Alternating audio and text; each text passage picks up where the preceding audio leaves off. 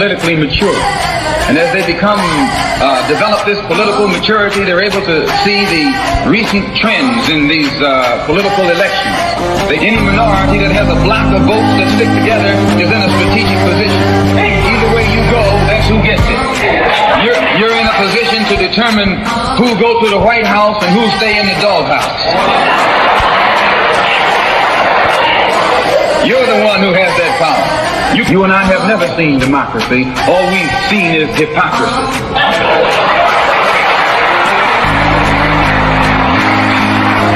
When we open our eyes today and look around America, we see America not through the eyes of someone who has enjoyed the fruits of Americanism. We see America through the eyes of someone who has been the victim of Americanism. We don't see any American dream. We've experienced only the American nightmare. We haven't benefited from America's democracy. We've only suffered from America's hypocrisy. And the generation that's coming up now can see it and are not afraid to say it. And are not afraid to say it. And are not afraid to say it. And are not afraid to say it. And are not afraid to say it. And are not afraid to say it. And are not afraid to say it. And are not afraid to say it. And are not afraid to say it. And are not afraid to say it.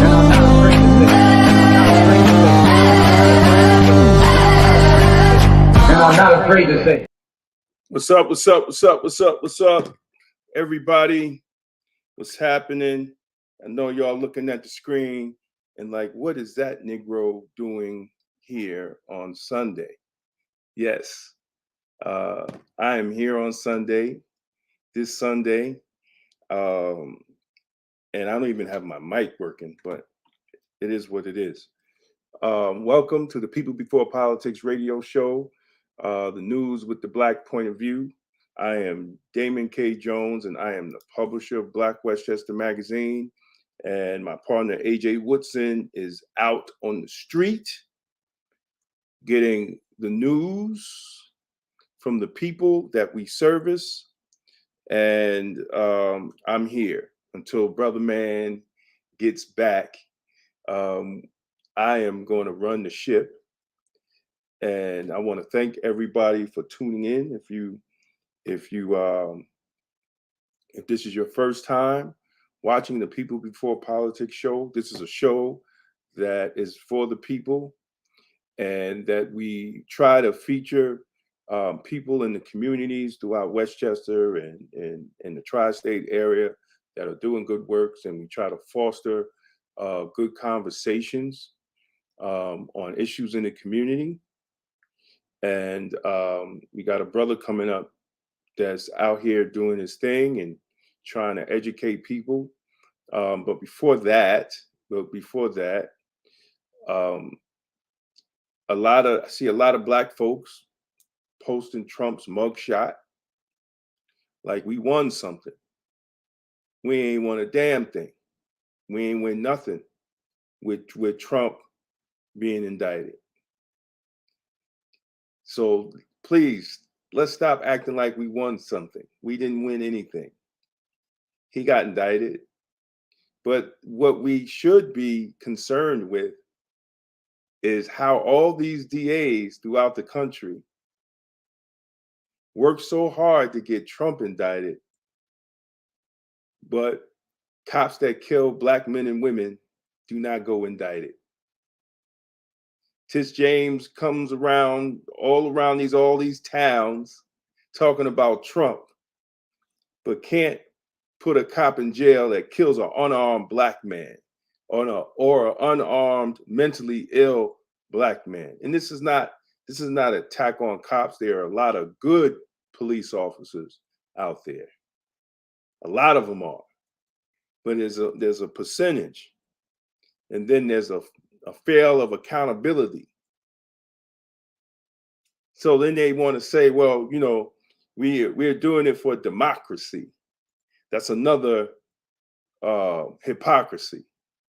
So because if in New York State, if they were really serious about democracy, they will have open primaries. They will allow everybody to vote in the primary, and the top two people go on to the general election, whether it might be two Democrats against each other. And let me show you how, and let me just explain to you how hypocritical they are.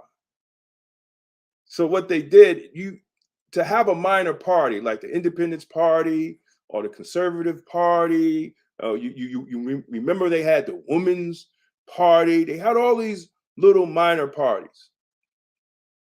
And to become a minor party in New York State, every governor's election, your candidate that you ran for governor had to get 50,000 votes. If your candidate, if you was a minor party, let's say you was the Cupcake Party, and you ran a candidate for governor, and they got 50,000 votes, you qualified to be a minor party in the state of New York.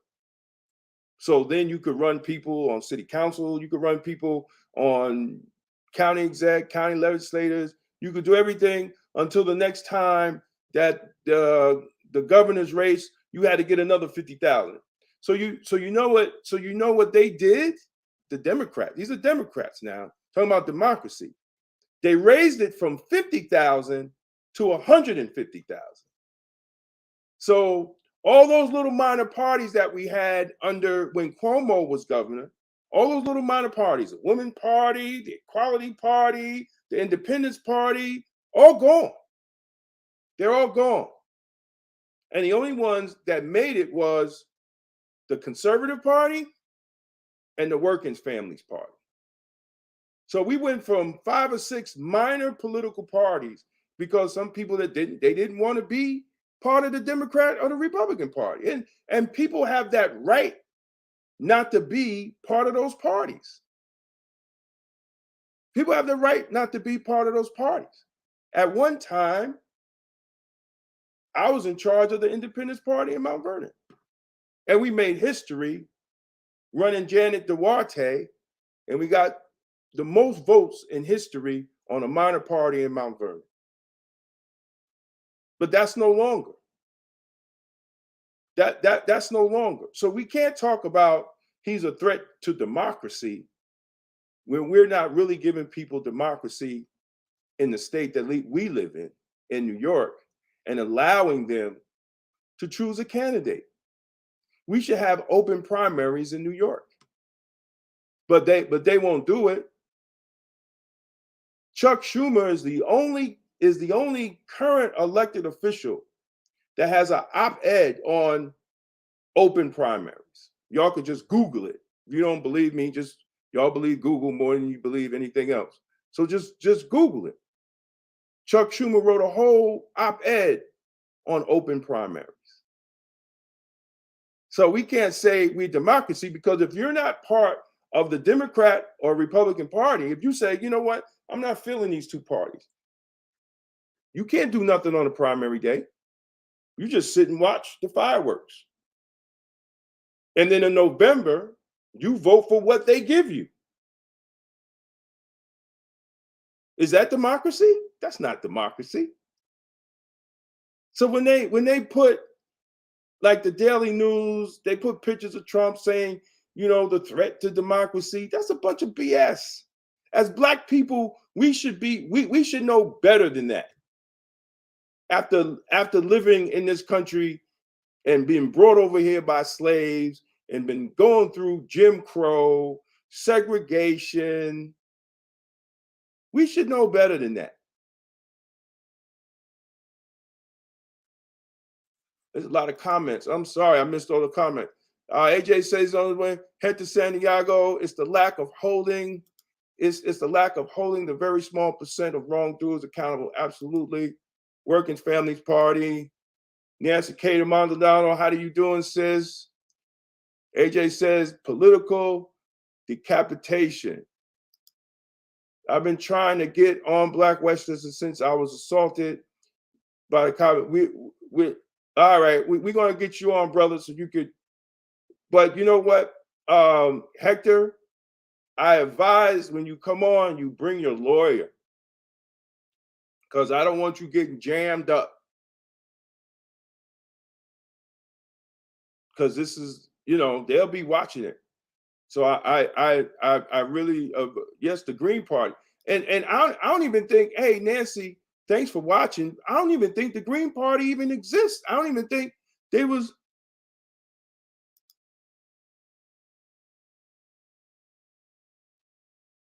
Exactly. Well, hey, there you go, Nancy. You're absolutely right. You're absolutely right. You know, I really believe, you know, and I know a lot of Democrats and Republicans, but I really believe that. Okay, great. Okay, great, Hector. We're going to make that happen. We're definitely going to make that happen. Um, hey, Nancy, I really believe, because what happened to all the police reform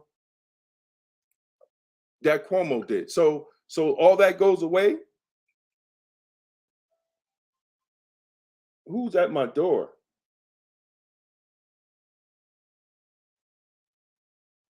Hold on one second. Let me see who was at my door.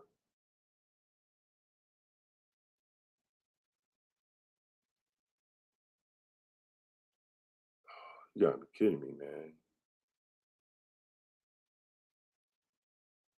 Hold on one second, yo. This is technology at its best.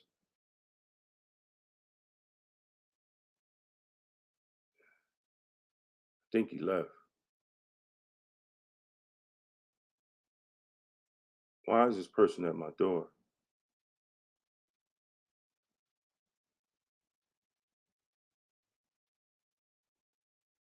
Oh, he left. All right. It is what it is. Um, so the whole thing is this. We're still waiting for Tis James to come back with recommendations. And Nancy, you know, families like Nancy, the Chamberlain family, you know, I know for a fact that from talking to Kenneth Chamberlain Jr. that a letter was sent from the families in New York to see to the Attorney General's office and to the Attorney General's office to see what she was going to do with these cases. She never responded. You know, she never responded. And then she comes in communities like Mount Vernon that are ravaged with crime and violence, and she talks about Trump. No, people want to talk about justice. Exactly, Nancy. People want to talk about justice. People want to hear from the top cop of the state how she's going to stop police crimes against people. That's what people want to hear. We don't want to hear about Trump. She couldn't put Richard Thomas in jail. We know she ain't putting Trump in jail. He got millions of more dollars than Richard Thomas, and he didn't even go to jail. So how's she gonna come and tell me she gonna put Trump in jail? Come on now. Don't fool us. Don't try to pull that over my head. All the information you had against that man to lock his little light-skinned ass up, you ain't do nothing. Tis James. My man Eric in the green room laughing. I see you.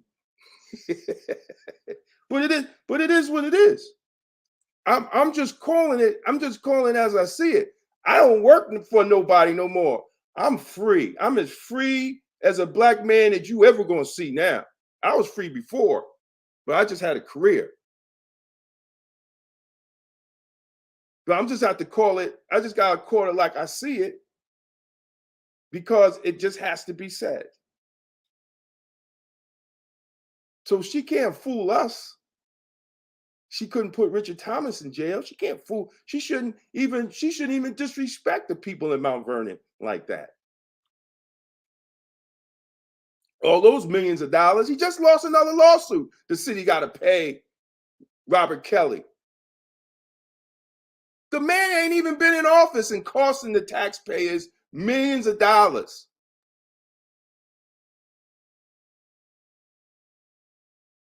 Costing the taxpayers millions of dollars.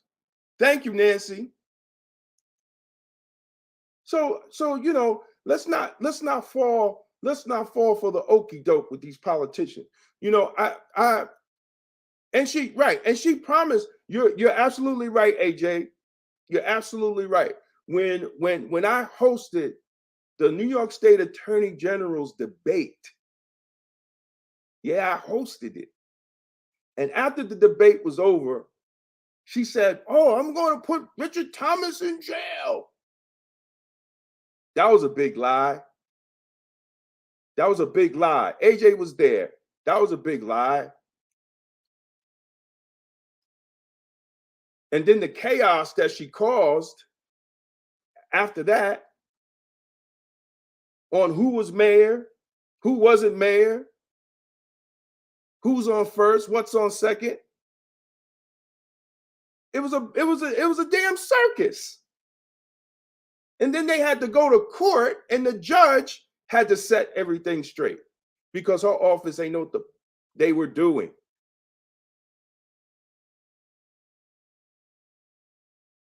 Come on, man. Yo, the Black community at this point has to make, they really have to make the decision. And it's just not Mount Vernon. You know, it's all over. You know, I think the only Black mayor that I know that's about that life is out in Newark, New Jersey. Ras Baraka, because he was born in revolution. He's the only mayor about that life. I love Eric to death. I've known Eric Adams for over 30 years. We had him on the show, and hopefully we'll have him back. But it's too much politics and bullshit. Too much politics and bullshit. And we don't get anything from it. Next week, we're going to have people from the Bronx and from different boroughs come on the show and talk about what's going on with these migrants. They're just wilding out in the boroughs. They're wilding out. And the news is not talking about it. And the regular everyday citizen that's just trying to make a living in these boroughs, yo, it's crazy in the boroughs with these migrants. And Biden don't give a damn, but Biden want Black people's vote. And we're going to be the foolish ones to vote for him. Because they take the Black vote for granted. Someone said to me, I said, man, you know, I'm looking at some houses in Houston. Well, why you want to go to Houston? Why you want to go to Texas? They're racist. What you acting like there's no racists in Westchester County? They're racist. What? You acting like there's no racists in Westchester County? Who's this?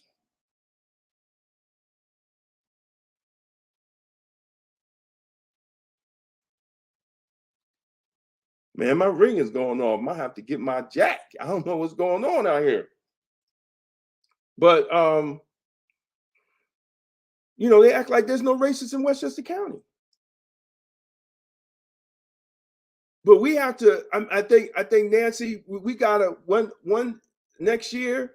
I think we really gotta do a forum, and we have to update the people. We have to update the people on what families are still going through, because they are failing to do what they're supposed to do with oversight and correcting the problem.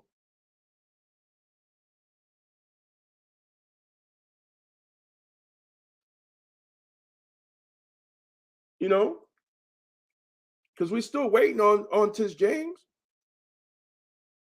We're still, you know, there's Peekskill say they're putting together their CCRB. I met with Mount Vernon 10 years ago on a CCRB. We ain't seen it yet. The last person that was working on it was Johanna Edwards when he was a councilman. Damn, how many years he been out?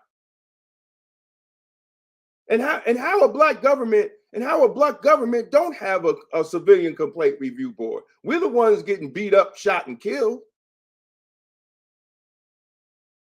That should be the first thing put in place.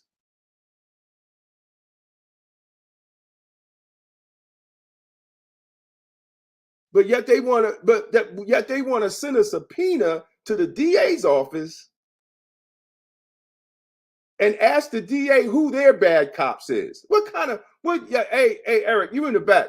How the hell you don't know who your bad cops are?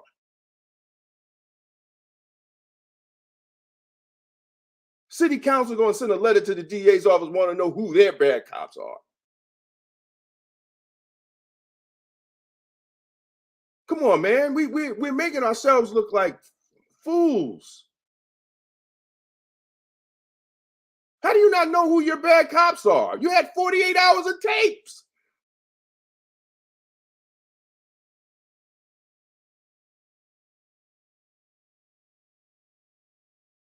Man, AJ, you better get home before I say something that a lot of people ain't gonna like, brother. But like I said, we have to, in order for us to change this thing, man, we really got to put our elected officials' feet to the fire. And if they're not going, and why is my ring? What is going on with my ring? Oh, okay. And if they're not going to do what they're supposed to do, then we need to vote. We need to vote them out. And it's just that simple.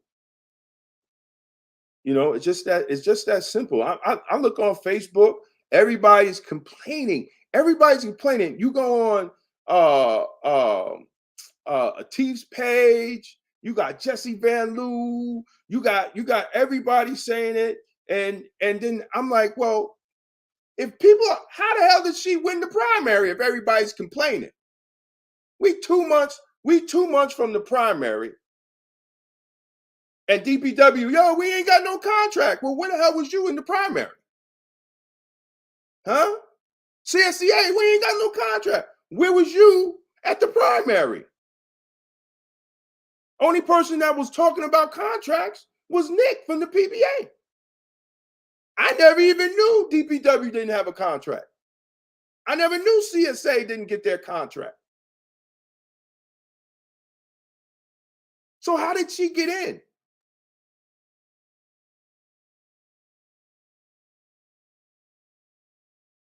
How did she get in? I'm still trying to figure that out.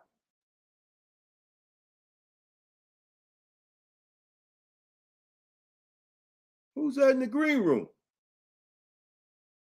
Somebody done popped in the green room. Who that? I'm trying to see. Who else just came in my green room?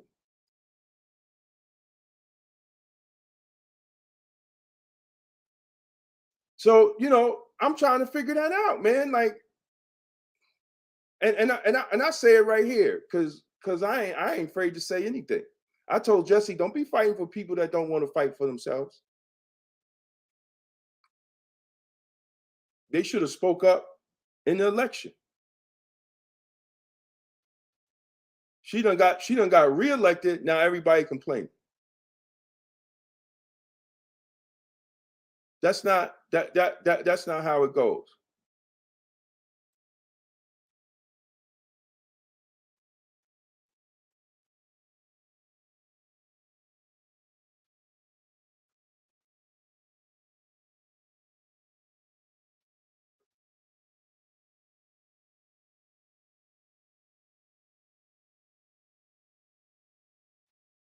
So we have to we have to really examine, the people that represent us.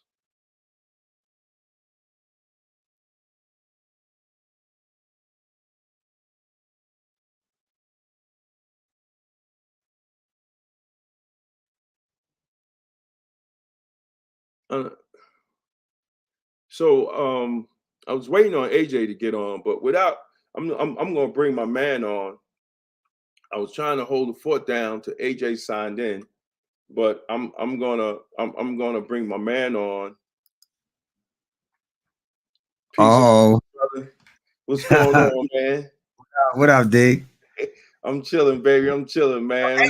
Where you at, man? Where you at? I know. I gotta pull back. I started ranting, man. But I think this is a good subject, brother, because you know, a lot of people as Black people, we always behind trends and behind things that can help us make money, help us produce assets. Yeah. And AI is something that I've been using to help me with my books. It's a great tool, man. Yeah. It's a great tool to use, and I'm glad to see you having classes and teaching brothers and sisters. The importance of AI, because we always get, by the time we get on to it, Black folks, it's something new came out, and we can never keep up. And this is that times 1,000. I always use Google as an example. I always say, you remember when Google came out? And people say, yeah, sir, you remember when you started using it? Yeah. How much have you made from that time? Like, are you worth 100 million? No. Are you worth $1 million? No. But at the same time it came out and you started using it, you have 100,000 people that are worth 100 million and still making money till today, 20 years later. You know what I'm saying? This is that on steroids times 1,000. You know what I'm saying?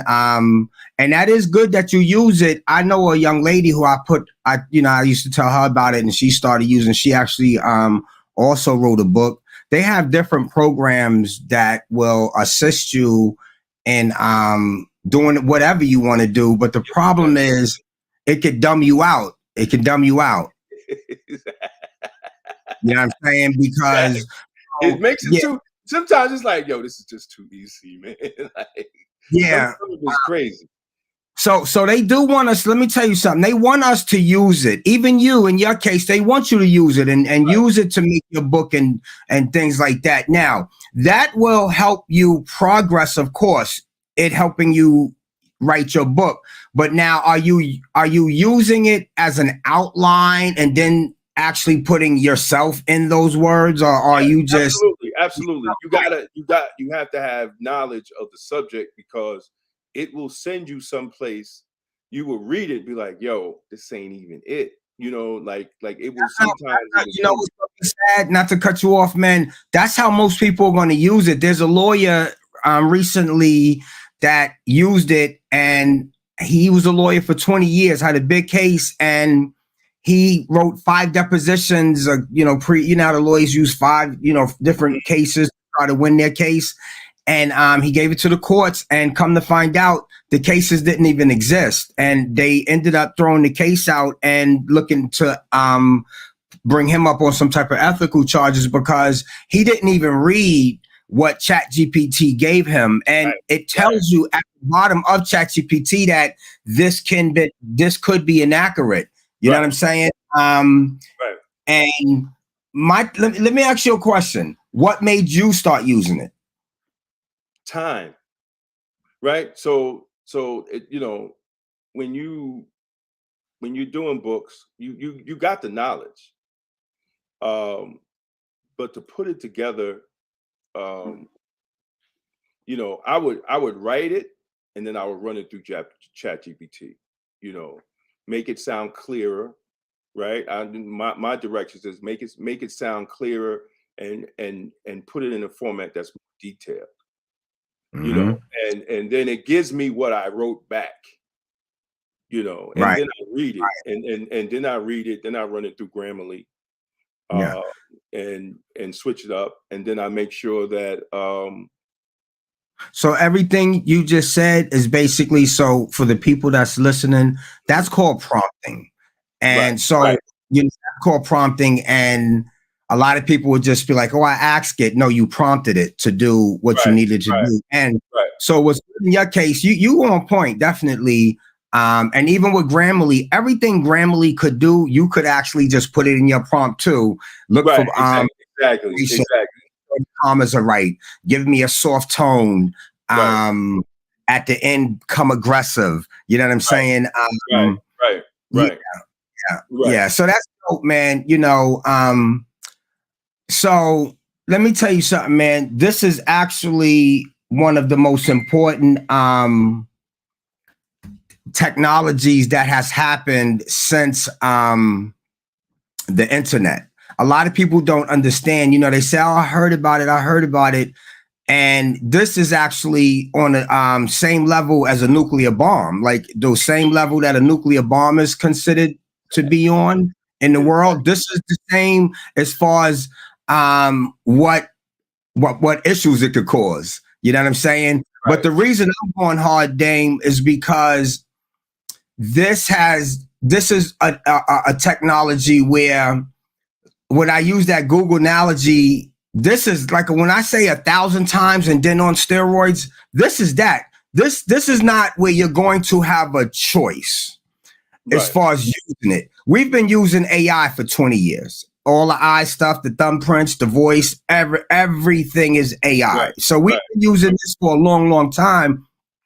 It's just that it has gotten to a point because the power has now become available thanks to NVIDIA and, you know, now other companies.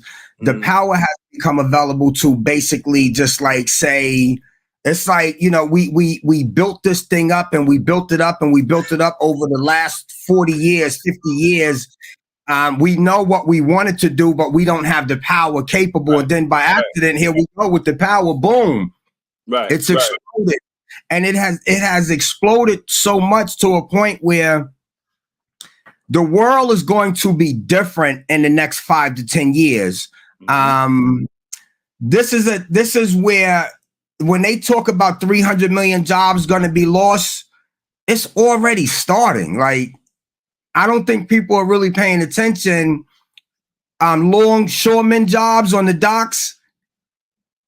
I just put a video up, 6,000 alone there in Long Beach. They got the computers, the AI flatbeds moving on their own now. The technology has become so incredibly advanced.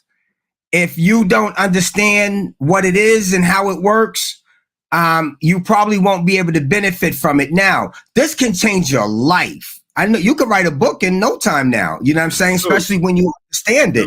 You know? I wrote a kid's book, and and Cynthia Turnquest Jones is the witness because she was on the phone with me. We had an idea of a kid's book, and I wrote maybe 2 or 3 paragraphs and started putting it in and prompting, reading and reprompting,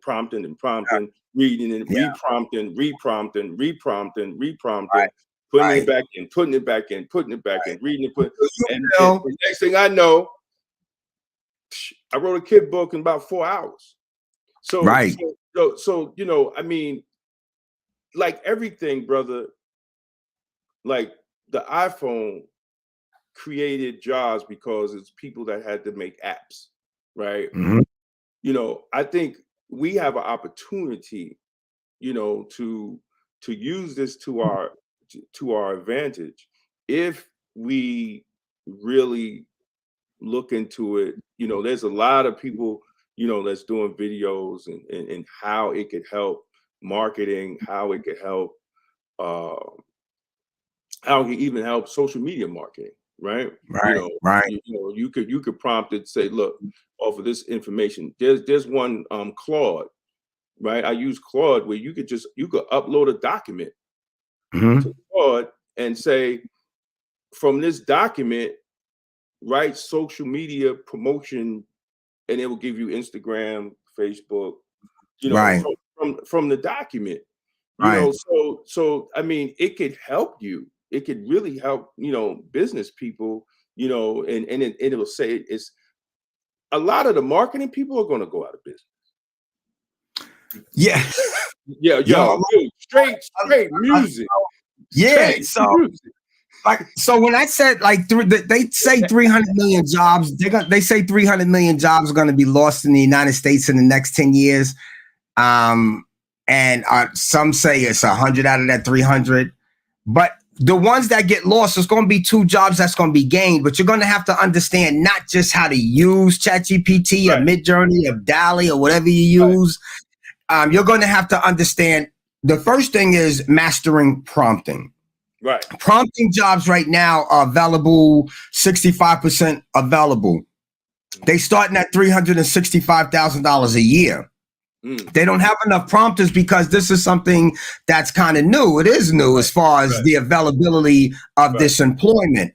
Prompting is definitely key. So, and it's not just, oh, there you go. Yes. What up? So it's not just prompting, it's really understanding how this thing really works. Like, just, my thing is to educate people on the importance of how this really works. Not just like, I got a course that's getting ready to launch soon. It's called Learn ChatGPT in 1 hour with AI Eric. So basically in an hour, I'm going to teach you how to use ChatGPT and break down the history from ChatGPT 1 to 4 and, who started it, what's it about, and that is basically an hour. But then I got one after that, basically gonna teach you artificial intelligence. And I'm talking about from large language models to deep learning to artificial neural networks. Like we're going to talk about everything on how it actually works, because see, the thing with this artificial intelligence, if we don't understand how it works, we're going to get passed by. And if we don't use it properly, like you're talking about, you're going to become dumber. You know what I'm saying? Because imagine you just did a dumbass prompt and let it do what it do and started selling that book. And now you wrote 10 books. Right. Actually, look, imagine this shit. Imagine you told ChatGPT, listen, write me 5 books on leaves. I want you to write this book and I want you to make it like I'm a professional. I want you to talk about brown leaves, how they turn to green leaves and what other color leaves they got. Boom, click enter. Now you put these books out. You ain't even read this shit, but you done became famous because you were expert on leaves. And this now you prompted to make it sound fun, make it sound like so kids can enjoy it. Now everybody love leaves. Now when you get to a conference and the goddamn teleprompter go off and you got to go off the whim, people, excuse me, doctor such and such. So when the leaf turns green, what is the paralysis of it? Huh? Exactly. Can we get this power on? No. The key is you gotta stay in your lane.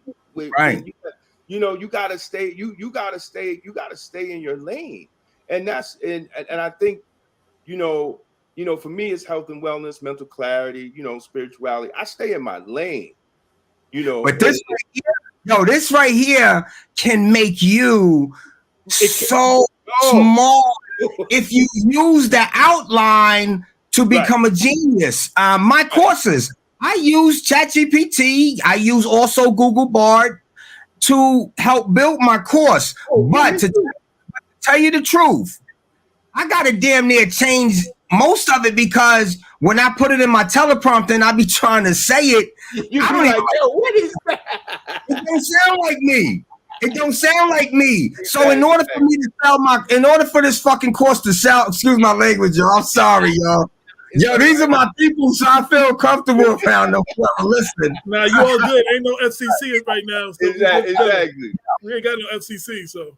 Yeah. So that's when I build these courses, man, I just go. I would rather I feel like this. I feel like they're gonna sell because I get to be myself. If I try to just be like a robot, people are gonna be able to tell what is this? You know what I'm saying? So I have to. But what it does is it gives me the outline I'm looking for because I know how to prompt it to give me what I'm looking for. Right.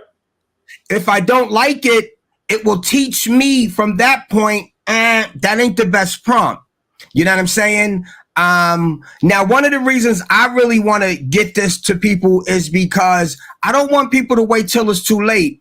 Artificial intelligence is not something you can just go ahead and just like, I use ChatGPT. No, you need to understand what makes it tick. How does it work? How the hell is it possible to have a consciousness? How can it reason? What do you mean it has a brain like a human brain? What do you mean I could teach it this and from that point on it can learn on its own? Like, we ain't interested in that. We ain't interested in how a large language model works. If you go to a bank, say for instance, 10 banks pop up. Every company now in the world are using chatbots for the interviews. I did a session with a girl in Atlanta. She works at Nike Global Technology. She told me she did an hour interview with a chatbot before she got the job. So what happens is everybody's going to have to go through the chatbot interviews, and AI is controlling everything, man. So if you don't really know what's going on, like one of the things that they said for interviews is they're looking for slang. When I read that, I said, "Damn, well, who use slang?" We do. We do. Right. So now listen, you're ruled out.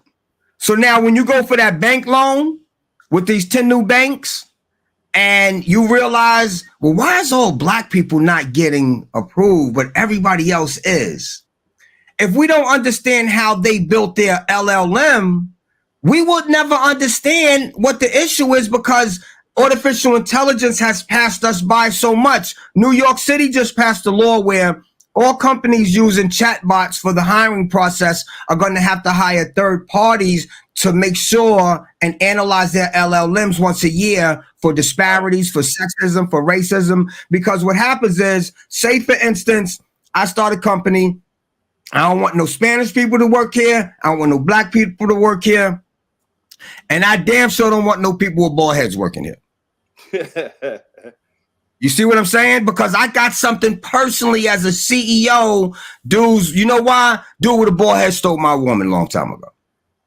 Right. So now what happens is, when I have this LLM built, this LLM is built already. I already know what I want the output to be. So that means what I'm going to do is I am going to put the input in this LLM, but I'm going to use the fucking people in Pelham because I know their shit is good. I'm going to use their structure of their credit and how their stuff has evolved and put it in my system because I know, and I'm going to make sure I'm going to put something in there to where the LLM is going to know who got a bald head. Because now you got to go through the chatbot interview. So now people with bald heads, I'm ruling out automatically. But there's something in that LLM to show that some type of what this appearance look like. It has to be. So what happens is, say for instance, someone comes along and be like, yo, it's too many black people got denied. Let's do an investigation. Let's subpoena their LLMs for the last 5 years. Now we come up with what the real truth is. But if we don't know artificial intelligence, this is going to go right by us, and we just going to be sitting home not wondering, why can't we advance? Why can't we get a job? Why can't we do this? Everybody's building their systems to be racist, to be sexist. Artificial intelligence is already racist. It's already sexist. It's already biased. And so if we don't if you go to, now you have third parties, but if you go to the typical OpenAI, ChatGPT, Midjourney, ask it to give you 10 CEOs. You ain't popping up. I ain't popping up. AJ ain't popping up. Out of 10, maybe 2 women might pop up. Right. If you go and say, and you put king and say equals, it's going to give you a picture of a man. But if you say maid, it's going to give you a picture of a woman. Mm-hmm. So these are things that if you say, give me an Olympic runner, 9 out of 10 times it's going to give you a runner of a man. You know what I'm saying? Like, it is already racist. It's already, but these things can be fixed. But what happens? Isn't it based off information from the internet? Why you think it's already racist and biased? Exactly. And the people prompting it, the people feeding it the information. Yeah. So Amazon at one time, what they did was Amazon has been into artificial intelligence for over 20 years. They're one of the pioneers. Google's one of the leaders. And what happened was Amazon used artificial intelligence at a time and said, you know what, we're going to use this to pick the best people. And they took 50 people to be into this team to pick the best employees using artificial intelligence. It was 50 white men who ended up inputting the information that has to go into the large language model in order for the output to come. So what happens is you train it. It was biased. It was biased. It was sexist. It was racist. It was a failed experiment. But they realized that 10 years later. Right. So just like you said, so ChatGPT in particular has input put in it, and it ended in 2021. It doesn't have anything after that unless you use ChatGPT 4 and you have plugins. Then you could get information past October, September 2021 because of the plugins. Google Bard is different. Google Bard is a little more updated. You have other large language models. So just let's take OpenAI for example. Of course, we know it's going to be racist because we live in a racist world. If it read the internet, if it read every book in the world, and it doesn't just read books, it understands images, it understands language, it understands music. Like, this thing is really, really on a level where it's definitely probably hard for a lot of people to comprehend, because when you look at the Will Smith movie back in the days, that iRobot, we're there. We're really there. That's where we are today. And that's the problem is, so machine learning, they had a guy in India who built the LLM, and he didn't train it to understand the Bengali language. But he did prompt it with 3 to 5 prompts in the Bengali language. And then the next day he came back and it knew the whole Bengali language because it trained itself. Wow. Like, it is incredible what it can do, man. So a large language model works like this. Say, for instance, I want to start a website for cats. In order to do it the correct way, I have to now build my large language model and start with the input. The input has to be not 1,000 pictures of cats, maybe a minimum 100,000, but that's like a minute amount of cats. But say, for instance, we use 100,000 pictures of cats. Now we'll also have to use 1 million pictures of other shit to say this ain't a cat. Right. You know what I'm saying? And now that's actually just with what they call machine learning. Now, once we get into deep learning, now we're talking about how they've actually mimicked your brain and put it in a computer, and actually it's called artificial neural networks, where your brain is called biological neural networks. And they've actually mimicked that computer and that robot or whatever they put it in to actually mimic your brain the same way you can think and have a conscience and reason. They've actually put that into a computer. That's deep learning. So the machine learning, you have different types. You have unsupervised, you have supervised, you have reinforcement learning. So supervised is basically when I'm telling it that these are cats. I'm letting you know these are cats. And now once it goes through its thing, it's going to know what a cat is at the end of the output all the time. But now there's also something to where I ain't telling you shit. I'm gonna give you 200,000 pictures of cats, but I'm not telling you they cats. You figure it out on your own. So now we get into deep learning. Now you got deep learning is a whole bunch of neural networks just bouncing off of each other. Oh shit, this is a whisker. This is a toenail. This is an eyebrow. This is a bang, bang, bang, bang, bang, bang, bang. And what happens is it goes through a looping process to where, is this a cat? Nah, this ain't a cat. I don't like it. Let's do it all over again. And then eventually it says, okay, this is a cat. Boom, you get that cat, because that might be what you prompted Midjourney to give you. That's why Midjourney comes up with all these things that look so real. When you're really dealing with large language models, we're talking about putting in millions of pictures of cats, not 100,000. That's why they call them large language models. And that's why it took so long to get to where we at as far as to where we at today, because they didn't have the power to process this. NVIDIA's gaming chip actually, I guess I ain't gonna say by accident, but happened to be the answer for this. That's why NVIDIA skyrocketed with their little stocks, because they into AI heavy now. So this is how this thing is. But yo, let me tell you something. Machine learning started in 1895. Really? Machine learning started in 1895. And then in the 1950s, that's when they really started having a meeting, you know, and that was really like the beginning of them saying like, oh man, we think we can make this almost think like a human. And it, you know, there was many times where they was going to give up on this over the last 30, 40 years. Many times they felt like it ain't going to work. We're going to give up on it. There's a whole bunch of artificial things that did work. Right. And like the phones, the thumbnail, the thumbs, the voice, you know what I'm saying? But they've never been able to get it to a point where it can think on its own. But today it can. And so they're scared about that because they are actually trying to get this shit to where they want to be able to build a robot that doesn't need us. Like everybody, and see, dude, then it's gonna kill us because it's gonna say, "Yo, every movie we ever seen, bro. This is every movie we've ever seen been telling us that." Leave it alone. Look who you dealing with, bro. Who run the world? It ain't us. Like why don't they? We already know. If it starts to think on its own, it's gonna be like, "Yo, y'all are the threat."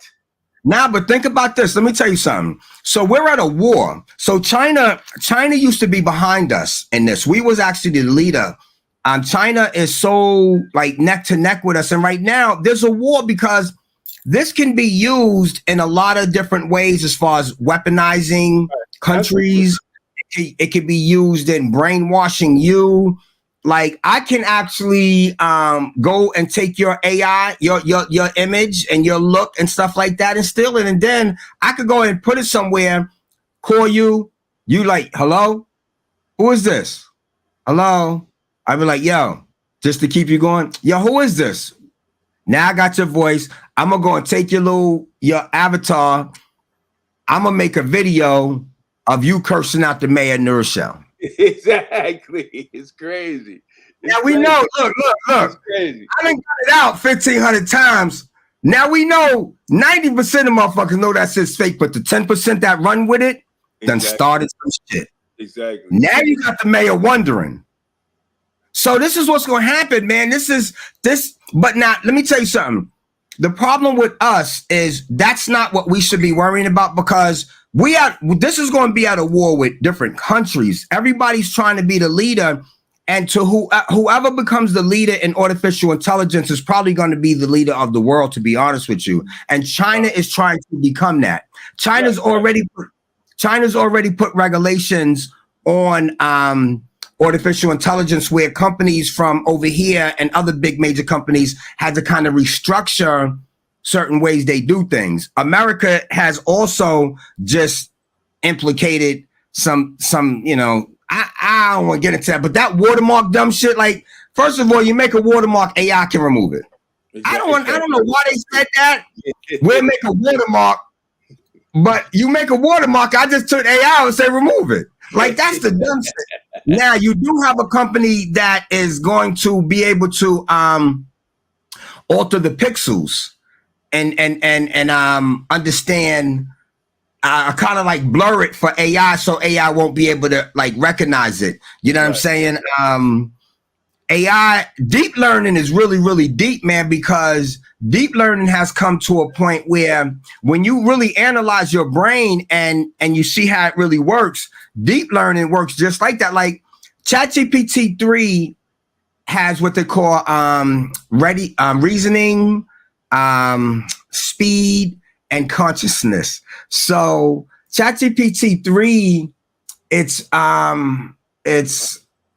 ready. Its reasoning was 2 out of 5. Its speed was actually 4 out of 5, and its consciousness was, I think, maybe 2 out of 5, something like that.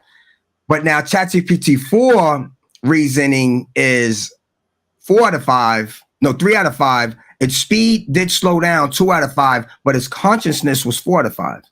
Now, ask yourself, we're talking about a fucking computer. We're talking about a computer reasoning and having a conscience? What? What are we doing here? Like, for real, like, you know what I'm saying? We're talking about a computer. So let me tell you something. If you ask ChatGPT or any of the AI programs something and you say, no, that's wrong, it will actually say, I apologize. And it will learn. It will learn. I've seen it. It will learn from that. Yo, let me tell you what bugged me out. I was using Claude, and I uploaded my YouTube script, and I said, I prompted to do a YouTube opening. Yo, when it typed, "Good evening, kings and queens," I'm like, what? Yo, I'm like, kings and queens? I'm like, what? I'm looking at the paper. I said, I don't have nothing in the paperwork that's talking about we got to be strong black king. Yo, and I'm reading it. I'm like, are you fucking kidding me? Like, who told you I was talking to black people? Right? Now, let me tell you, man, this thing right here.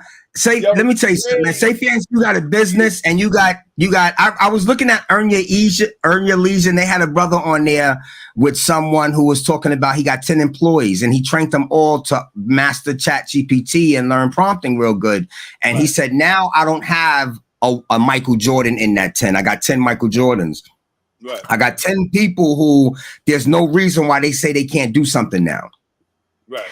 When you learn this, if you really, so not just learn how to use it, learn what it is, learn how it functions, learn how it thinks, because when you know that, you'll be able to apply what you want to apply to it much better. But the thing about this is, if you got a business with 5 employees and you don't know ChatGPT and the business next to you has 5 employees and y'all do the same exact thing, and you could start off at the same time and say 1, 2, 3, go. And he uses AI as far as for his daily postings or his calendar meetings, or his letter writing or his planning, how he even deals with his onboarding system, his hiring process, basically everything moving forward. They're going to move past that business that ain't dealing with AI probably 30 times faster. They're actually going to go out of business, to be honest with you, especially moving forward, because now let's get to the chat bots and live chat. Chat bots is a must that you have in your website, because if you go to aieric.com and you go to my chat bot, you can ask it anything you want about what we do. And it's going to answer the question just like if I was on the phone or if I had a secretary. It's actually going to answer it even better. Because what happens is I let that chatbot infiltrate my website. It's learning everything from the words to the text to the pronunciations to the pronouns to the images to the music. And it's going to be able to answer all the questions based off that, but even better than us, because it can really, really take this stuff, man, and just scramble it around and bring things out of it that we would never think of in 1,000 years. It got people on paralysis walking now, bro. So this is something that is so far to where medically, this is a miracle for the medical industry, because it is giving you answers now that you never had. Because see, what happens is artificial intelligence is based off of mathematics. Mm-hmm. And if we know anything about Africa and the history of Africa, everything is based off mathematics. All the answers that you need is based off mathematics. The sun, the moon, everything is all dealing with mathematics. Even your body. Even your brain is dealing with mathematics. So what happens is they've taken this mathematics and applied it to artificial intelligence to where now it's working, and now it's also answering questions that we've never had the answer to. They are actually putting chips in people's heads and who haven't walked in 10 years, and now they got feeling because they have figured out how to take biological neural networks and mimic that and take it over to and make artificial neural networks. And the same way it sends pulses off, because if you really know the brain and your body and the core of your spine, it's electric. It sends electrical signals. So they've taken that and put it into a computer so it works the same exact way. Like, it knows it's bouncing things off, and then it's putting pieces together. The deep learning is putting pieces together. How are you going to give something 1,000 images and don't tell it what it is, and tomorrow it know what it is? Exactly. How is that possible? You can't do that with a human. But see, we think different though, because so what happens is we learn when we're kids. We learn like in one of my videos, I use an apple as an example. We learn from when we're kids that this roundness and this red thing, because it also has a stem, or either could be green and red, and it can have a stem with the two. We learn when we're kids that that's an apple. But how is it possible that I could take those two things, give it to a computer, and say, yo, know that this is an apple from a ball? Know that this is an apple from a red ball and a green ball. Like, how the hell can a computer know? How can you take somebody that looks just like me and put it next to me and the computer can tell the difference? Because it is actually reading the millions of pixels in your face. It ain't reading your face like the average person. Like, you got millions and millions of pixels in your face, and that's what it's reading. You know what I'm saying? It's man, the banking system, they are loving this. The stock market, and not even investors, they're gonna lose their job too. The stock market guys that went to college, yo, bro, high paying people, architects, engineers.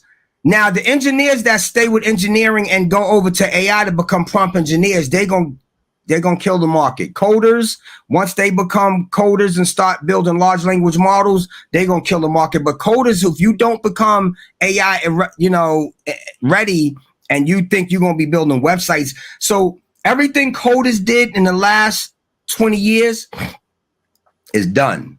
If you think you're gonna do that and go to school for coding, you ain't gonna have a job. Coders are finished. No, that's not the truth. So coders now have to learn artificial intelligence so they can now start building large language models, because so you could build a large language model. So let me say something. Say, for instance, you guys wanted to build an LLM for your business. You're going to have to gather up say, for instance, you got all the information from the last 15 years. Let's get it all.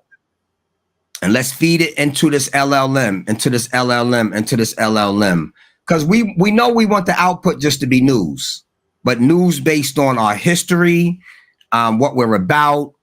And now what happens is you got that and you building this LLM, and you also building it so people can't, you got to build it in the aspect of understanding if people are going to attack it, if people are going to try to see if it's racist. Like, it's so much that goes into building LLMs, man. But everybody's like, city halls should have their own LLM, because when I go to the website of City Hall, I should be able to find out everything about every department, who works at every department. If I ask that ChatGPT, who's the assistant director of the water department, it should be able to tell me. So, but the thing about it is the website has to be AI ready for that chatbot to get all of this stuff. Like, yo, right. That's what's going to happen. Like, people who answer the phone at city halls and all that, they losing their jobs because that chatbot will do. Now, the thing about it is whether they do it late or now. Like, most city agencies are going to wait till it's late. Most businesses major businesses, the big boys, JP Morgan and them, Accenture just made $100 million in 4 months because all these big companies are going crazy getting AI ready. So that's going to trickle down to the schools, every agency, like every agency, every company, every nonprofit will have to be AI driven with chat bots, live chats. Every department's going to have prompts, particularly for what they do, because now prompts is going to save you time. Like if I went to City Hall and said, so, because that's one thing we're going to be doing also is helping companies become AI ready. Say for instance, City Hall wanted to become AI ready. We're going to go to every department and sit down with them and see exactly what they do, how they do it. And then what we'll do is we'll see how they communicate. And then what we'll do is we'll just restructure everything to be where now when you need to do something, just go to prompt 42 and just alter it a little bit for what you need to alter it for if you need to just change a few things. But now you know you don't have to waste time figuring out, let's go have a meeting and put this together. You know, these prompts are going to kill so much time for you. So now every department has prompts, particularly for their division. So now you've mastered these prompts. If you got to do a daily post every day, man, knock that shit out in one day. Tell ChatGPT, look, I need a daily good morning post for the city of Mount Vernon from City Hall. I need this post to be cheery. I need it to be lovely and colorful and da-da-da-da-da. And I want it to be in columns. I want it to be numbered. I want the first column to have the number, the second column to have the post, but I also want it to have colorful emojis and hashtags. I want that in the column by itself, but make the fifth column a description of the post. So now what I do is I want you to write the post out for the next month. So now I got the whole month post written out. But the thing about it is 5, I'm telling it to give me a description of the post. So now in the morning, I go to that post, boom, copy, paste.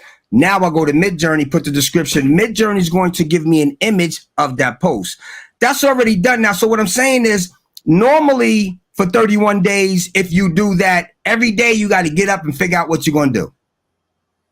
And you don't even have the image for the post because you never had that. So now this is changing the game. This is already done. You could say, give it to me for the rest of the year.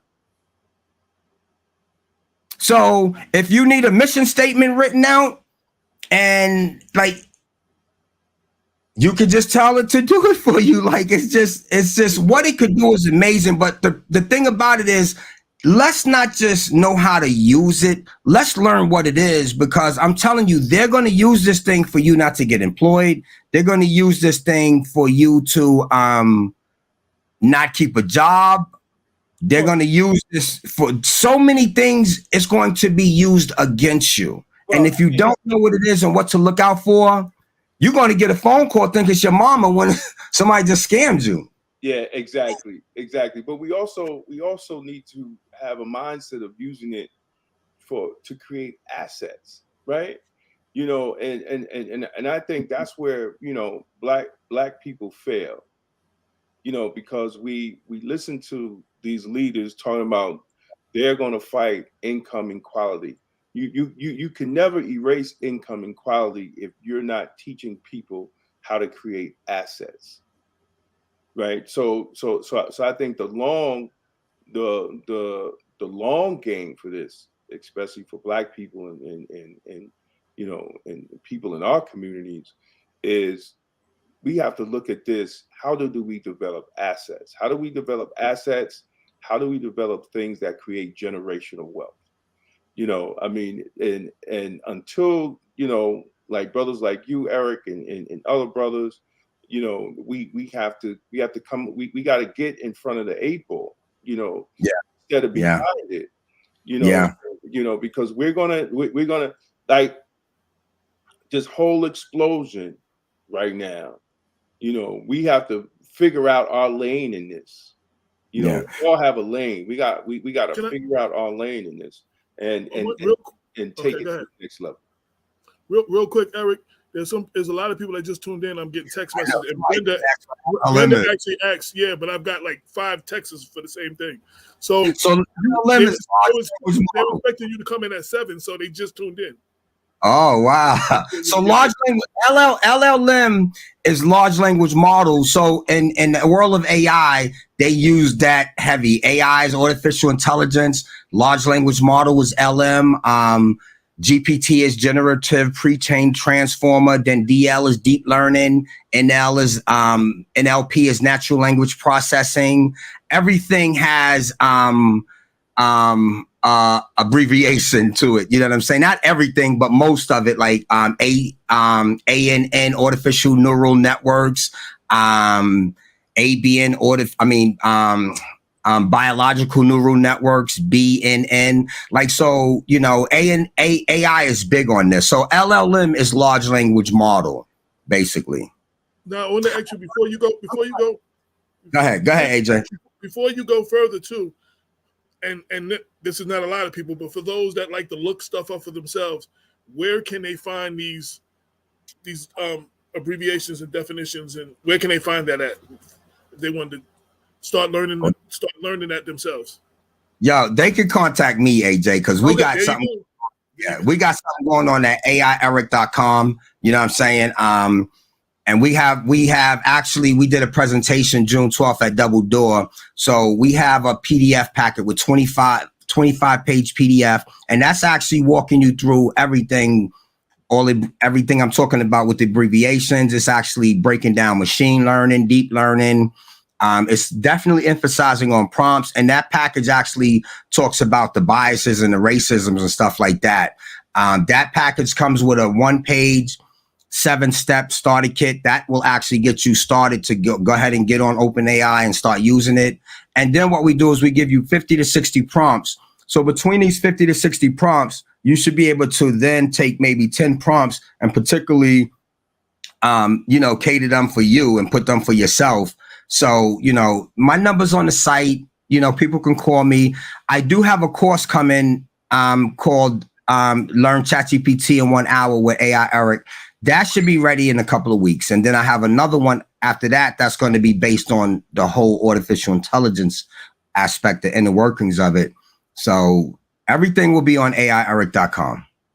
So they can just sign up for the courses at your website. What is something like that running? What is that? Is it expensive? Or? Well, now I'm gonna tell you. So what it is that package I just told you is only $25. But most people's not doing that. They're actually just doing the $100 and they get the package one day, look it over, and then the next day we actually walk through the course. Take about like an hour and a half, the most. I say an hour to people, but it's normally an hour and a half. That's $100. So the course, once that comes, that's going to be only $20, and then the other course is going to be $40. So everything is affordable. It's just that the $100 package right now, you get me and we get a 101, and I think that's kind of like got to pay for that time. Absolutely, man. Listen, bro. Look, man. I ain't mad at you. And that's why I want people to hear that. Yeah, that they can come to you, and automatically a lot of us think, oh, that's I can't afford that. That's too expensive. I want to do it, but I can't. And they ain't even check with you yet. They just automatically got in their head, oh, I can't afford E. Like, you know what I'm saying? This can change your life, man. Like, once you know it, like there's a young brother who I told about it that was working with me on a particular program at my job.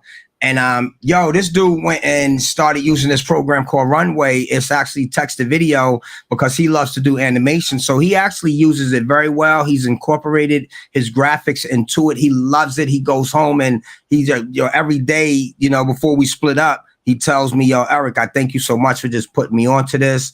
The girl in Atlanta, when we finished, she was like, yo, you've just empowered me. So the bottom line is, man, like I said, it's not just about learning how to use ChatGPT. You need to understand the inner workings of it because it's only going to get more smarter and smarter. Like we at infancy stage. Why you think the dude Gregory Hinton actually resigned from OpenAI? He's the godfather of machine learning. He got so terrified. He does say that OpenAI is responsible, but he's so scared of how fast it has moved where he's resigned because he wants no part of what could happen.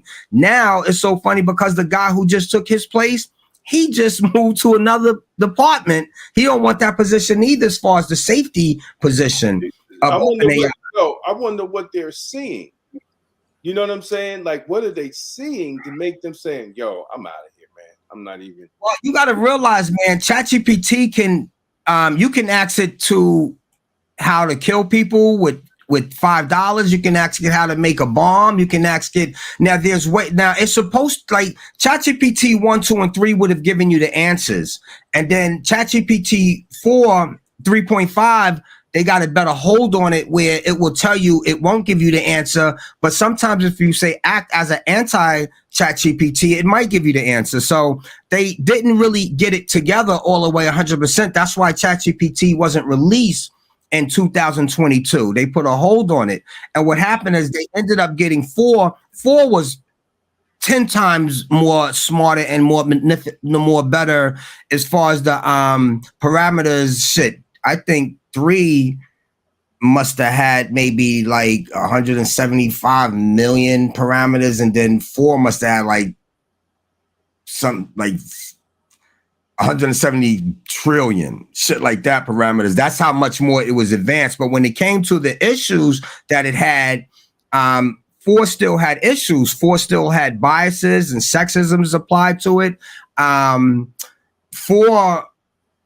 was still racist, man. Like, so 4, they have what they call hallucination. So they have what you call open and closed domain hallucination. So open domain hallucination means I prompted ChatGPT for something and it gave me 50 to 60% of what it should have gave me out of 100, but it looked like it gave me 100%. So I don't know. So now it's lacking on the information it should give me. That's called open domain hallucination.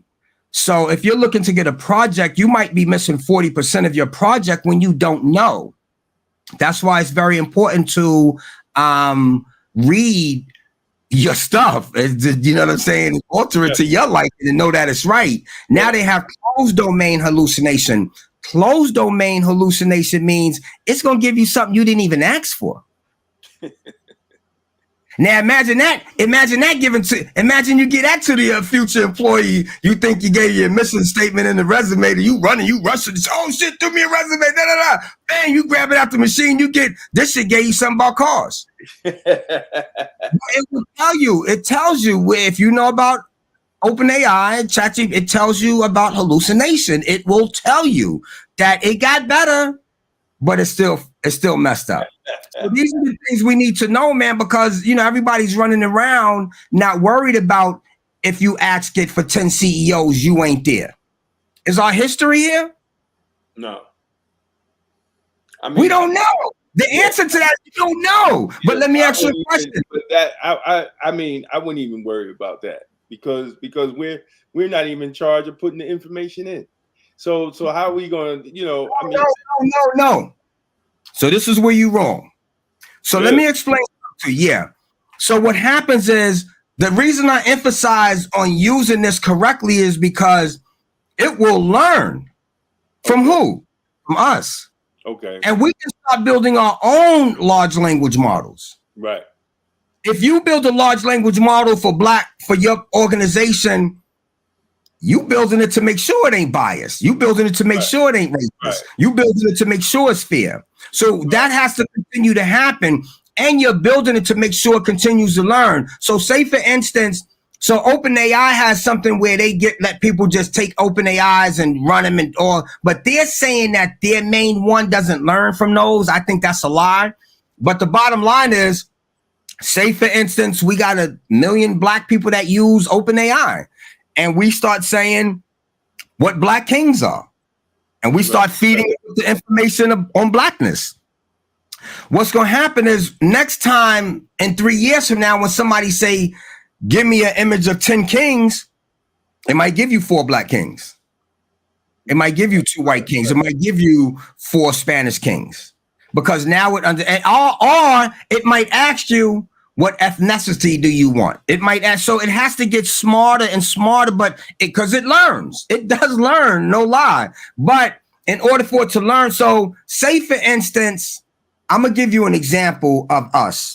Say for instance, I go to a ghetto area where we running around with our pants off our butts and running around rapping guns and blah, blah, blah. The girl, everybody's mindset is Balenciaga, da, da, da, da, da, da. and they using ChatGPT.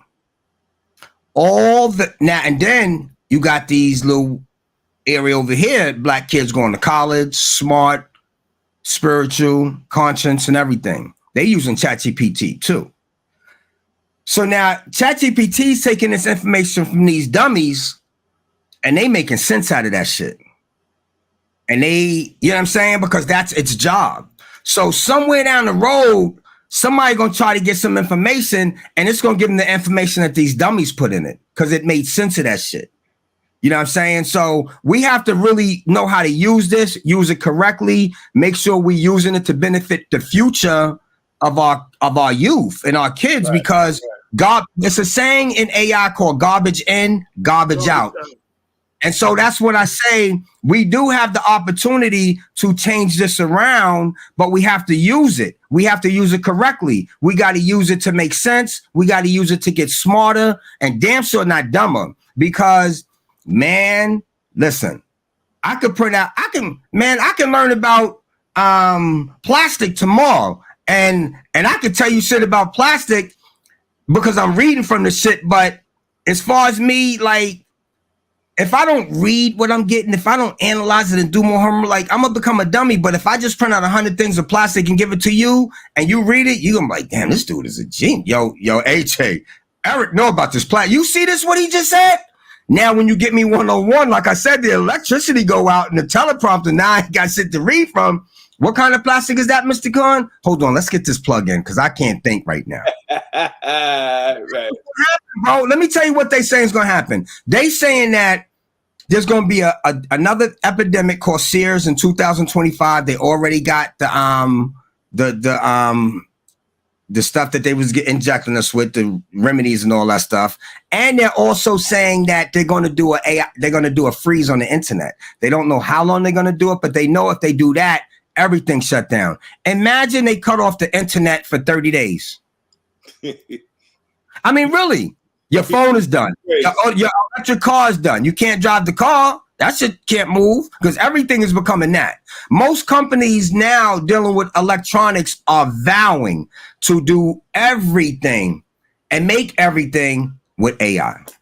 Everything will have AI. Nothing. Yo, bro, you know the routers can look through your walls and see you, right? Your routers? I believe it.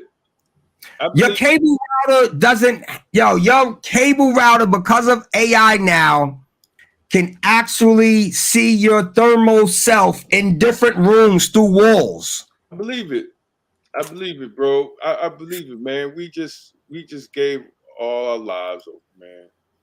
No privacy. People keep talking about, how about privacy? Let me tell you something. It was back. I remember when we started working with smartphones. Listen, how long ago was the what was the phones with the speakers, man, that first came out? Netflix? I said Netflix. What do you call them? Nextel. When Nextel first came out, I was at a Blacks and Law, not a National Black Police Association conference. This is when Nextel first. This is years ago, and the dude from the feds was giving a class, and he said, "Yo," he said, "You got this Nextel phone here, right?" He was like, "Yeah." He was like, "I'm gonna take the phone." He took the battery out of the phone. Laid the phone on the desk we all was sitting at, and said, "Keep going on with the meeting." Walked out, came back 10 minutes later with a whole recording of what we was talking about on the meeting. Yeah. I was like, what? Like, we all was shocked. He was like, man, look, technology, and that was back then. That's 20 years ago. Yeah, exactly. I do got a video out now where he's showing the girl got the infrared light and the dude got the iPhone. And so the whole thing is that iPhones take pictures every 5 seconds. And so they wanted to see if it really worked. And what happened was he put the infrared there and it showed that it was flashes going off from the iPhone excuse me, every 5 seconds. And what happened is she was like, cover the camera, and he covered it. You wouldn't see it go off. And it wasn't no joke. This was real. So the iPhone is actually secretly taking pictures of you. But when you sign up for these websites, people don't really understand, especially TikTok and things like that. You've given away your rights. Like they can use your picture any way they want. You've given away your rights. Like we're not reading these things. And to be honest with you, we don't even care. Like we're so caught up in the world that is just so spiritually empty. We are spiritually just gone. Like we have no love, and what happens, artificial intelligence is going to make things worse. And that's why for me, man, I try to emphasize to people, I'm an artificial intelligence guy. Hector said next set, that was the worst. I'm an artificial intelligence guy. I do love the fact that it's here. I believe for people who are deaf, paralyzed, have different ailments, paraplegic people. I seen a guy the other day put on a vest with arms. He didn't have no arms. And all he had to do, there was no wires or nothing connected to it. He strapped it in. All he had to do was think in order for his arms and hands to start moving. Now, they didn't move just like a human, but at least he was able to have something moving. And it was his brain that actually connected to the vest. And then you have this one particular guy has something running down his spine. He hasn't walked in years, and now he's finally been able to move his fingers and have feeling. You know what I'm saying? So artificial intelligence is a game changer for the medical business, definitely for the banking system, but the banking system can definitely be unfair with it. Of course, they're using AI for surgery. But the banking system can be fair with it, like I said, but it has helped the banking system avoid fraud, avoid different type of things where they could get robbed. And it has also helped them with saying yes or no for the banking system. One thing I did learn about that with machine learning is one thing about banks, it's a 1 or 2 or yes or no, straight up. And they ain't even analyzing. It is actually the machine LLMs analyzing based on your credit, based on how many loans you had, based on what you own, based on how long you owned it, based on do you work, based on like all this stuff is inputted in there into their large language model, and then it makes a decision, and that's it. They ain't going to look back at it. Oh, Mr. Khan, you've been denied. That's it. They give you a letter, you've been denied. You know what I'm saying? Like now, say for instance, you get stopped by one of them RoboCops in the future. He probably would have let you go if it was a human because you just left your wallet. You was rushing. But now it's an automatic cop, one of them RoboCops. So there's no feeling with this. So he taking you in. We're going to lose this. We're going to lose this, man. Like, you know, we're going to lose so much human touch. He said, does E have any tips on what iPhone settings we could set No, you know what?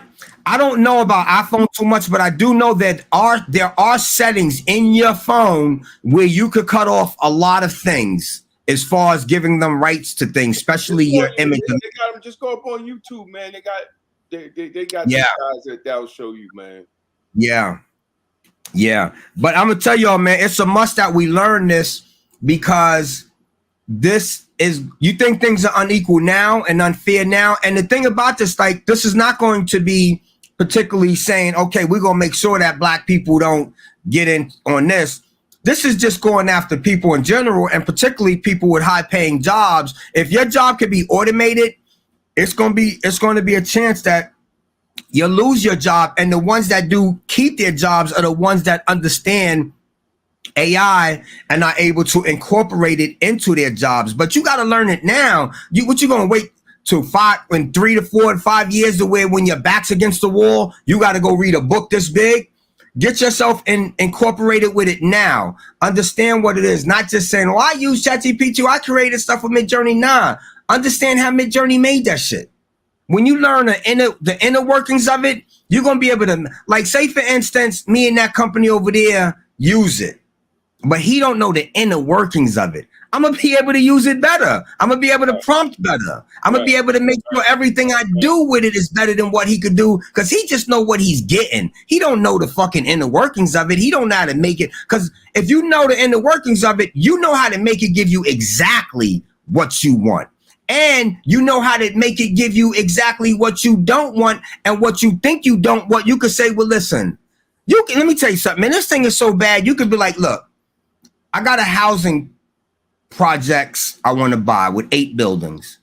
I need you to give me all the bad reasons. I want you to give me 20 reasons why I shouldn't buy this complex and what could be wrong, what the bad things, and blah. Give me all the da.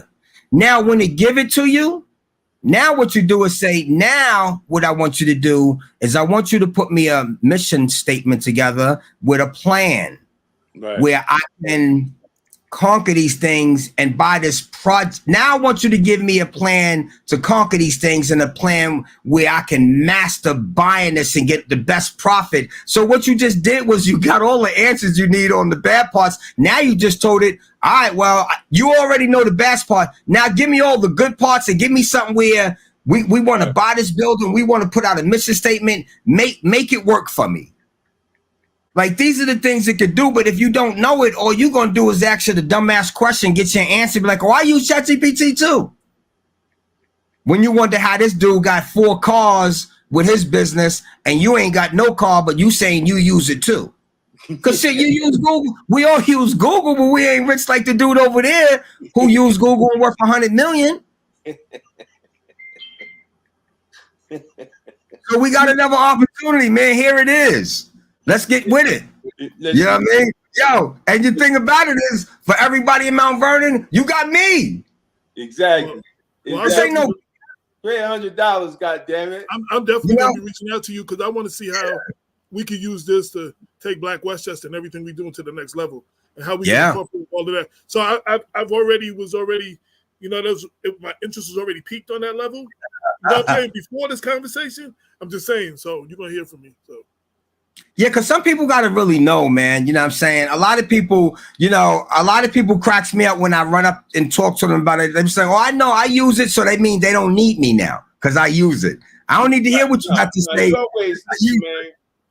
Listen, once I retired, I don't get my first check till a month, man. So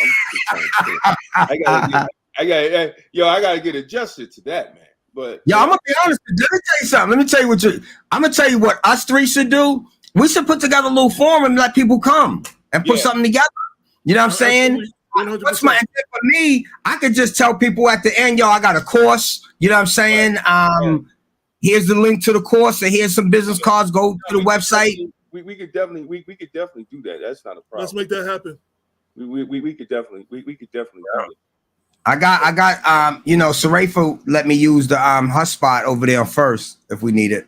And I tell people like this, and which I'm learning too. Right. One thing to be successful, you have to be willing, to pay for information. And be able to keep learning. I'm going to pay hell of a money, in another month for a coach, so I could go to the next level in what I'm trying to do. I'm paying hell of me too. I got a coach in mind too. I'm gonna hit him up. I swear to God, me too. $2,000 is gonna cost me. How much? $2,000. Yeah, it's about that. Yeah, mine is about that. that, and I'm being a part of a class. But for if you want him for an hour, it's $45,000. Yeah. Yo, bro, let me tell you something. One thing I do know about is how to build yourself. You got to build your clientele. You know what I'm saying? Right now, I'm definitely on track with my plan on what I'm going to be doing with this. And there's going to be a time where you and AJ going to be saying, yo, remember that nigga said $100? Mm-hmm. He charging how much? 10,000? Yo. Yeah, I know how it's going to go. Listen, when I asked about the price, I was asking for those listening, but I was asking about for me right now. I ain't gonna lie to you. I was like, I do a 28-day health and wellness challenge for $100, right? And that's the challenge. When my master class come up, it's going to be 500. That's right. You know, it's going to be 500 for the master class. Yeah. You know, and I'm just like, y'all better give me now, because when the master class come out. Yeah. My goal is to also become a public speaker with this. And I, you know, sometimes I look at this like, you know, when I lived on 8th Avenue, man, 23 years ago, I started a company called talentpromo.com. And then, you know, eventually Lyriform and Gospels Alive. So it just brings me back to where this is like round circle. In 2 years, it'll be 25 years. I believe in 2 years, my lifestyle and finances will be different. And to me, it's all around circle. And when, you know, a lot of people are going to be like, yo, oh, wow, AI came out, Eric got rich. Nah, B. If this didn't start from Talent Promo, if Gospel Alive didn't happen, if everything didn't happen in between this time, there would be no AI Eric. You know what I'm saying? Like, right. So, I remember Lyriform well. You remember that, man? So like, you know, and I've never stopped. I never stopped. But for me, this artificial intelligence is probably, for me, the be all say or whatever, however they say that, because I've been through so many different businesses.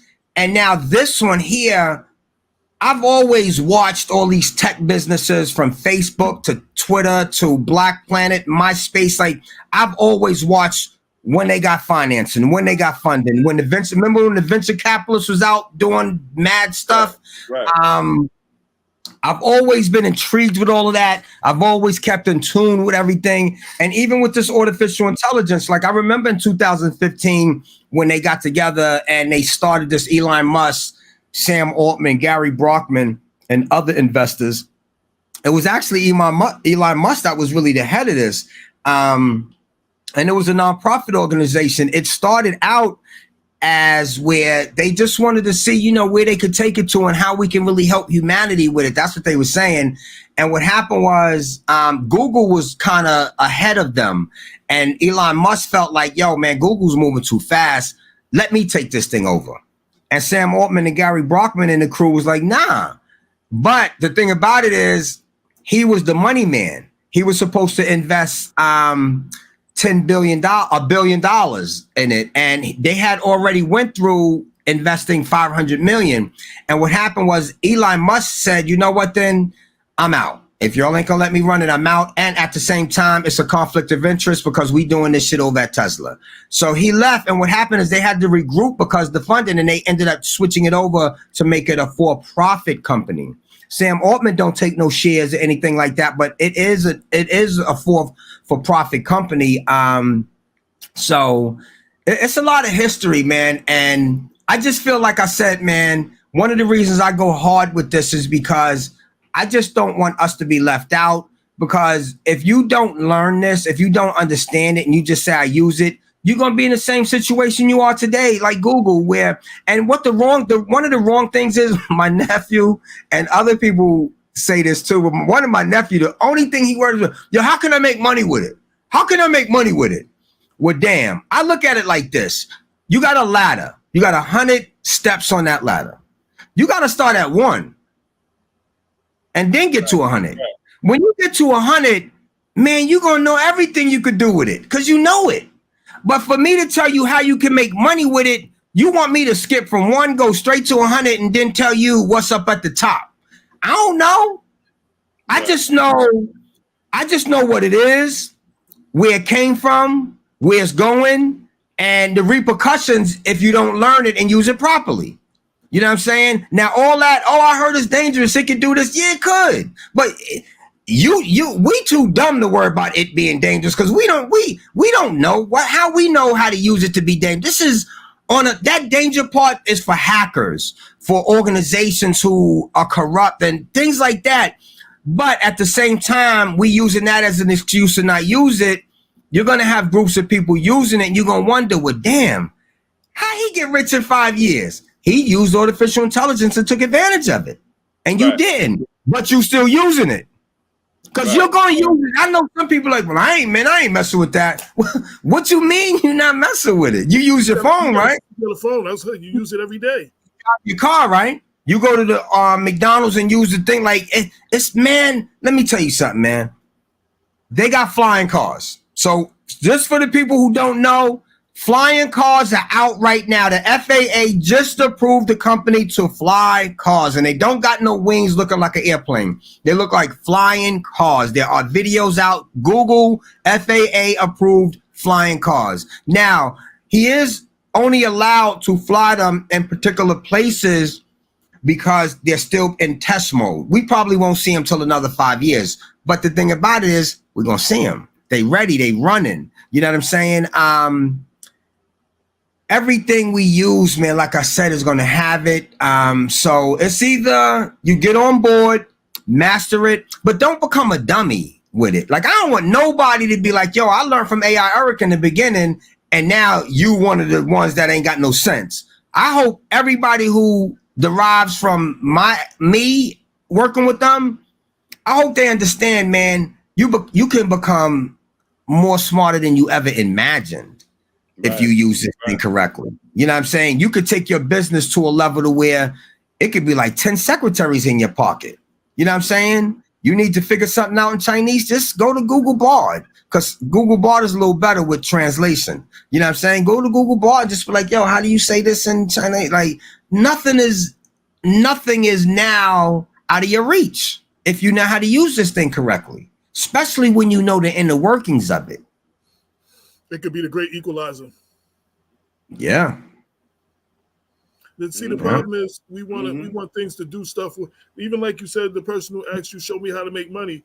That's the problem with some of us, because that'll show you how to make short money, and that's what it'll be, short money, and then after a while you'll be back in the same situation you're in again. You know what I'm saying? Looking for the next hustle. You know what I'm saying? So, but we got to learn how these things work. And it's funny because I was thinking these things. I'm sitting here like, yo, but and I was asking Damon because he's using it. So how does that work though? Like, I definitely want to learn what you're talking about. Yeah. Let me show you something. Let me see something. Oh, I don't think I can, because I'm not the presenter here. I can't do it. Oh yeah, I can't do it because I'm thinking I'm the presenter. I was gonna pull ChatGPT up and actually just do something real quick with it, but yo, it's amazing, man, what you could do with it, man. So like I said, man, for anybody who's interested in it, you got a business, even especially people who got like a one-man website, and it's a must that you have a chat bot in your website. And for a lot of people, it's a must that you have a live chat in there too, because what a live chat could do is, say for instance, my guy on Gramerton Avenue got the mail shop. When his employees are sitting there, you know, when nobody's there, if somebody decides to live chat, it's going to pop up on the thing, boom. You know what I'm saying? And now they can start asking you questions and you can live chat with them. Also, if they need to transfer a file, because you know what, I'm on my way there now. You could tell them, listen, transfer the file now. They can transfer the file there. They could video chat with the person, and they could call the person. Now, what happens is, the good thing is when they close and he's running around till 8 p.m. somewhere, that live chat can go to his phone. So now he can never miss business. Or if the live chat is cut off, it goes straight to the chat bot. The chat bot has already infiltrated the website, every image, every transaction. So it know everything. It know the hours, it know what time you open, know how to answer every question. This is bringing you to another level, because now who want to go to your website if can't get nothing answered? Like, you know what I'm saying? Because some people don't want to call you and some people can't call you. So now you have two options, the chat bot and live chat. So now you never miss business, because hustling is hustling. You can't afford to have someone go to your website, want to ask some questions, but now they got something saying, fill it out, we'll get back to you later. Right. I'm not filling that shit out. I'm out. Exactly. You know what I'm saying? But if I see something that says, chat with us live now, I might ask a question, or I might feel comfortable more with the chat bot, just talking to the chat bot, because I know it's not a human. So many people are going to be comfortable dealing with robots, even though in the last 10 years we've been uncomfortable dealing with robots with the robot voices. But now that's changing. You ain't even gonna know you're dealing with a robot. You'll know, but the voice won't sound like it. So you'll be a little more comfortable. You know what I'm saying? Like, no lie, bro. You know, the young lady Nicole does eyelashes across in my office. She's on the other side. Bro, they got machines that do eyelashes now. They cost $150,000. Machines that do that. Yo, bro, you know they got stripper robots, right? Stripper robots? Robots that are strippers? Google it. Listen, and man. what they're gonna do, all they're gonna do is put plastic over them. They look like robots now, the ones they got, but they're gonna put plastic. Yo, bro, they got one dude, and I couldn't believe it because he's a dread. He married a robot. He's a dread. I couldn't believe it. Yo, Robot, when the news lady asked him, when the news lady talked to her and she wanted to say, she said, I don't really want to say, but she sounds kind of like robotic. He was like, no, you could say she sounds really a lot robotic, but that's his woman. Bro, shit about to change. Yo, shit about to change, man. We already live in a world where you're going to get stopped by the police, bro. If you here in 10 years, you will see robots walk in the field, walk in the street.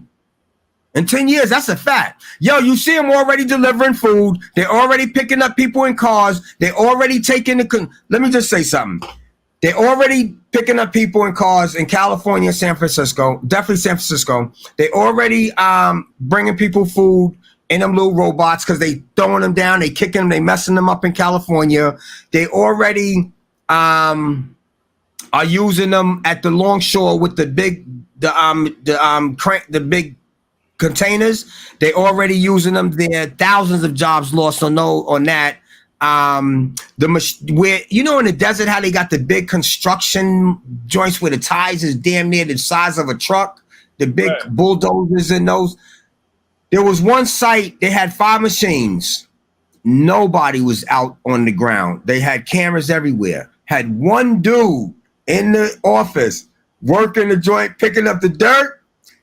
He'd cut it off, put that over here, cut this one on, bring it over, dump it himself into the thing. He's working all 5 rigs on a job site where there normally would have been about 20 people. Wow. The longshore jobs that I'm looking at, where everything's moving to big containers, it's about maybe 30 flatbeds, but they're all AI flatbed robots. Normally, it would probably be 100 people down there. If one person walked in that area, everything shuts down. Bro, jobs are being taken already. We sitting back saying, oh, AI's coming. AI's coming. They said Golden Crust had robots making the patties for the last 5 years. And you know what I'm saying? And that's, I mean, I heard that before the brother died, before the brother from Auburn that owned it. They were saying that for at least 5 years, that the robots are making the patties from Golden Crust. Well, shit, robots I would think is making a lot of shit. Yeah, but I'm just saying that's been going on for years, and we didn't even know. You know, the people don't even know it. Yeah, that's a fact. Yeah. I watched too many movies, man. We gonna have like Ultrons running around trying to take us out. They got this one movie somebody put me on to called The Creator, man, and it's just like AI robots and fighting like it's like a rebellion. The thing about it is, so what's going to happen is, you know, a lot of people wonder about, you know, U.S. regulations, and the U.S. has to be careful also because you don't want to limit what AI can do, especially in the health world. But you also have to worry about, say, for instance, you got a hate organization that might decide to build 10 robots and arm them with heavy machine weapons and let them loose. Kill all black people, kill all Asians, kill all people with the LGBT flags. You know what I'm saying? People got to wake up, man. And I ain't talking about just black people because it's racist against the LGBTQ. It's racist towards men, it's black men and minority men, and it's racist towards women, it's sexist, it's biased, it's discriminatory. And they're going to know what areas that this thing is being used in. Like, we really, really have to wait. Like, we have an opportunity, man. I hate to say it. Like, we've gotten to a point to where we put so much negativity and shit that ain't worth nothing in our eyes and think that it's worth everything. Like, I'm so mind boggled at how we look at all this name brand stuff and act like it's like, if you got a Balenciaga shirt on, you worth way more than him who got a regular white tee, when you're both the same as far as humans and shit. Like, and to be honest with you, if you know anything about the manufacturing world, you know, that white shirt might be the same as the Balenciaga shirt. He just got Balenciaga name on it. Like, we're so brainwashed to where we have to put other things before things that are important. And to me, learning this is one of the most important things that can happen in your life, to me, because it is something that can really, really change your life and just for the better. Now, once you learn it and understand it, then you can figure out ways to make some money with it, because shit, you done became 10 times smarter than you was a year ago because you done mastered this thing. You know what I'm saying? Nothing happens overnight. Don't think, okay, I'm gonna learn ChatGPT tomorrow. In 6 months, I'll be rich. No, it don't work like that, because AI changes and advances every day. And it could get dumber. A lot of people are questioning, is ChatGPT dumber now? Is it dumber? That's a debate. Yeah. Does it work? Is it more like people are wondering that, like Google Bard? And let me tell you something, man. It seems like everybody's invested with each other, but now there's a race with Google Bard against AI. There's a race with China against America. There's a race with Hong Kong against America. There's a world war race with artificial intelligence. And whoever becomes the head, I'm gonna tell you, man, they're gonna be the ones that run the world, man. Like, you're not gonna know what's real. You're not gonna know what's fake. Like, you have to start getting yourself ready for a world that's gonna be totally different than the world we grew up in. You know what I'm saying? And I know a lot of people be saying, like, well, nah, it's for the young people. Well, shit, if you plan on being here for the next 20, 30 years, it's for you. It's for you too. Because I know, God willing, I hope I'm still here. Right. Look what they're doing with music already. Like, there's a hot Drake record out that's not Drake, that has millions and millions and millions of streams. Yeah. But Drake didn't do it, though. There's a dude who you don't know who has a duet with Jay-Z, and they're going line for line, bar for bar. And it sounds like Jay, and Jay didn't do this. They got Michael Jackson's voice singing a Weekender song. Yo, you know what I'm saying? They got Biggie and Tupac doing a 50 Cent song together. And it sounds just like them. Like, for real. Like, Timberland. I know. Google this stuff up there. I'm not lying. I heard it, man. Google AI music. And, like, Timberland came out. They gave him some fire because he had worked on. He had said he put up a. He always wanted to work with Biggie. That he always wanted to work with Biggie Smalls. Mm-hmm. Never able to work with Biggie Smalls. Yeah. And he was working on this project. Yes, he did. Yeah. And when he played that shit, I was like, damn.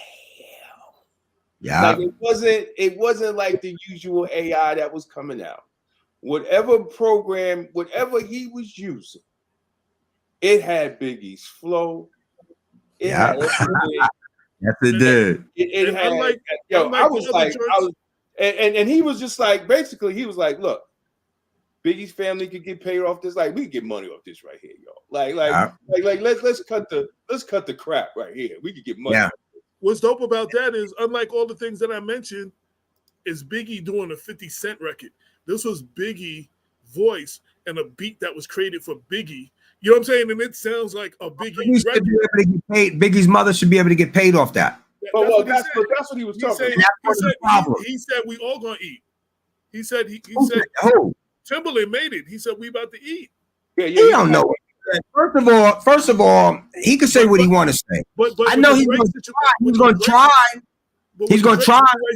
They couldn't sue nobody because it wasn't a person. Like, the label tried to dead this Drake song. People already losing in court as far as copyright infringement, as far as using people's stuff, man.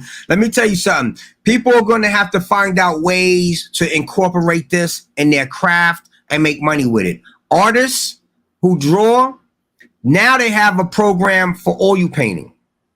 As far as like Midjourney and stuff like that, people who do graphics, what you're going to have to do is you're going to have to now take your graphic skills and learn Midjourney, learn all the programs that do text to image, text to video. You're gonna now have to adapt AI into your craft. You know, people keep saying, well, I'm a graphic artist, they're gonna take my job. Nah, there's going to be jobs for graphic artists, but it's going to be dealing with prompting, it's going to be dealing with LLMs, it's going to be somewhere in that world where you gonna have a job. It's just that if you don't know AI, the person that do is gonna take that job. Because they're gonna need humans to be able to do things still. Like a robot, it's gonna be a lot of jobs that don't need humans. It is gonna be a sad situation, but there's gonna be a ton of jobs created that, like prompt engineer. That wasn't no job 20 years ago. There was no job 10 years ago, but now all of a sudden, prompt engineers jobs is $365,000 a year, and they ain't even got 70% of capacity filled right now. So imagine as we go along, that means those jobs are going to always be available. So what would you do? I tell all my kids, man, learn how to prompt. My nephew going to school to be a data scientist to deal with robots. Deal with that shit, but learn how to prompt, learn LLMs, learn everything, learn how to build the large language models. Because now large language models can actually be built with you knowing no code, because there's so many third parties that you could go and just grab up the info you need. And if you know the concept of how a large language model was built, if you know the concept of how algorithms work, then you'll be able to kind of at least say, well, this is what I need for my company. I do know the basics of how they work, because say, for instance, I ask someone to build me a large language model in my website. Man, they could tell me a whole bunch of shit. I have no knowledge about none of it. And they tell me my bill is $10,000. But if I would have known, I could have got that shit done for $2,500, but I didn't know. So I just believe, man, you should know, period. Well, and if you don't know, the shit is right in front of your lap. For anything you want to know, you should know or learn. All the real successful people are people that continue to learn the technology throughout the time. Like, things have always changed. Like back in the days when, you know, cats like me wrote for the Source and stuff, then everything went digital. It like kind of left a bunch of us in the dust. You know what I'm saying? Like, there wasn't like a whole lot of print magazines and stuff going on. There wasn't a need for paying big writers like me a lot of money no more. You know what I'm saying? Yeah. I sat there, and that's just one example. I had to sit there and readjust and find out what the fuck was going on. Same thing, you remember? You have to keep learning and keep learning and keep learning. Yo, all three of us, remember when we was young, we used carbon paper? Yep. Companies were selling carbon paper, right? What happened to them when printers came out? Damn, yeah. You didn't need a carbon paper no more. You just printed. Yeah, a lot of them. But what did a lot of them do? They got into the printing business, started selling. Right. Exactly. Right. And then a lot of them just went under. Right. The assembly line. There used to be people passing that shit down. What happened when the assembly line came? People lost their jobs. You know what I'm saying? Like, we can use a million scenarios on the elevator man was the elevator man until the elevator got automatic. Right. You know what I'm saying? Like, but this ain't that. People try to say, well, people they lose their jobs all the time. Nah, man, this is something different that's coming. No, but what I'm saying is those who are successful are the ones who see the stuff like you do and continue to learn it and understand that you don't know it all. Like, I'm 57 and I learn something new every day. Like, there's always something new to learn. Yeah. And especially a lot of people don't get that. So they don't get that. So it's hard for them to get what you're saying, you know, because they think they know. And then it's going to be once they, like you said, their back is against the wall, their job is on the line, or they lost their job, or they can't find work because, you know, they're a contractor or whatever. Then they're going to try to learn it, but it's going to already be up here. And instead of being one of the forefathers of it on the forefront, you're going to be working for somebody. If you do get a job, they're going to have you doing the menial stuff of it, and they're getting all the money. Yeah. Man, this is to me like being able to say, you know what? They just had a baby. Microsoft just had a baby. Let's just take ChatGPT, OpenAI. They just had a baby. and I get to see this baby being raised, and I get to be a participant in raising this baby. And I get to eat off this baby growing up because I know this baby gonna be rich because it belonged to Microsoft. So now I got a piece of this baby. And I have a choice. I could become brilliant in this whole situation, or I could just be lazy and still have an attachment to the baby, but really don't get to benefit and change my life. But I do get answers. I get answers like, I'm still maintaining, I'm still good. Like, you know what I'm saying? While everybody else is way over here, I'm still right here, but I'm good. I use ChatGPT too. I use Midjourney. But when it comes to the let's talk about real prompting and what they call frameworks, I can't get into that conversation because I don't know it like y'all. And then I ain't even rich like y'all. You know what I'm saying? Because, man, prompting is something I'll probably end up doing a course on, particularly because prompting is the key, man. Like, you have to understand frameworks too. When it comes to prompting, you have like what they call situational complex frameworks. You got different marketing scheme frameworks. You got frameworks for everything. So I might get in a situation where somebody might say, yo, my daughter's on drugs. I need to go to a rehab. I need her to go to a rehab. I need to try to put something together so I can give the rehab a letter.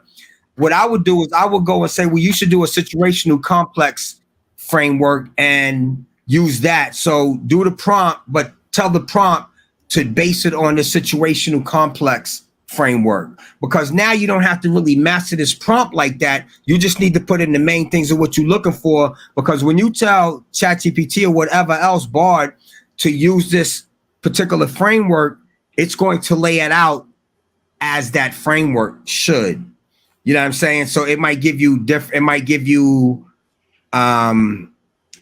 a situation here, and then it might give you a semi-answer, and then the third part might give you a solution. You know what I'm saying?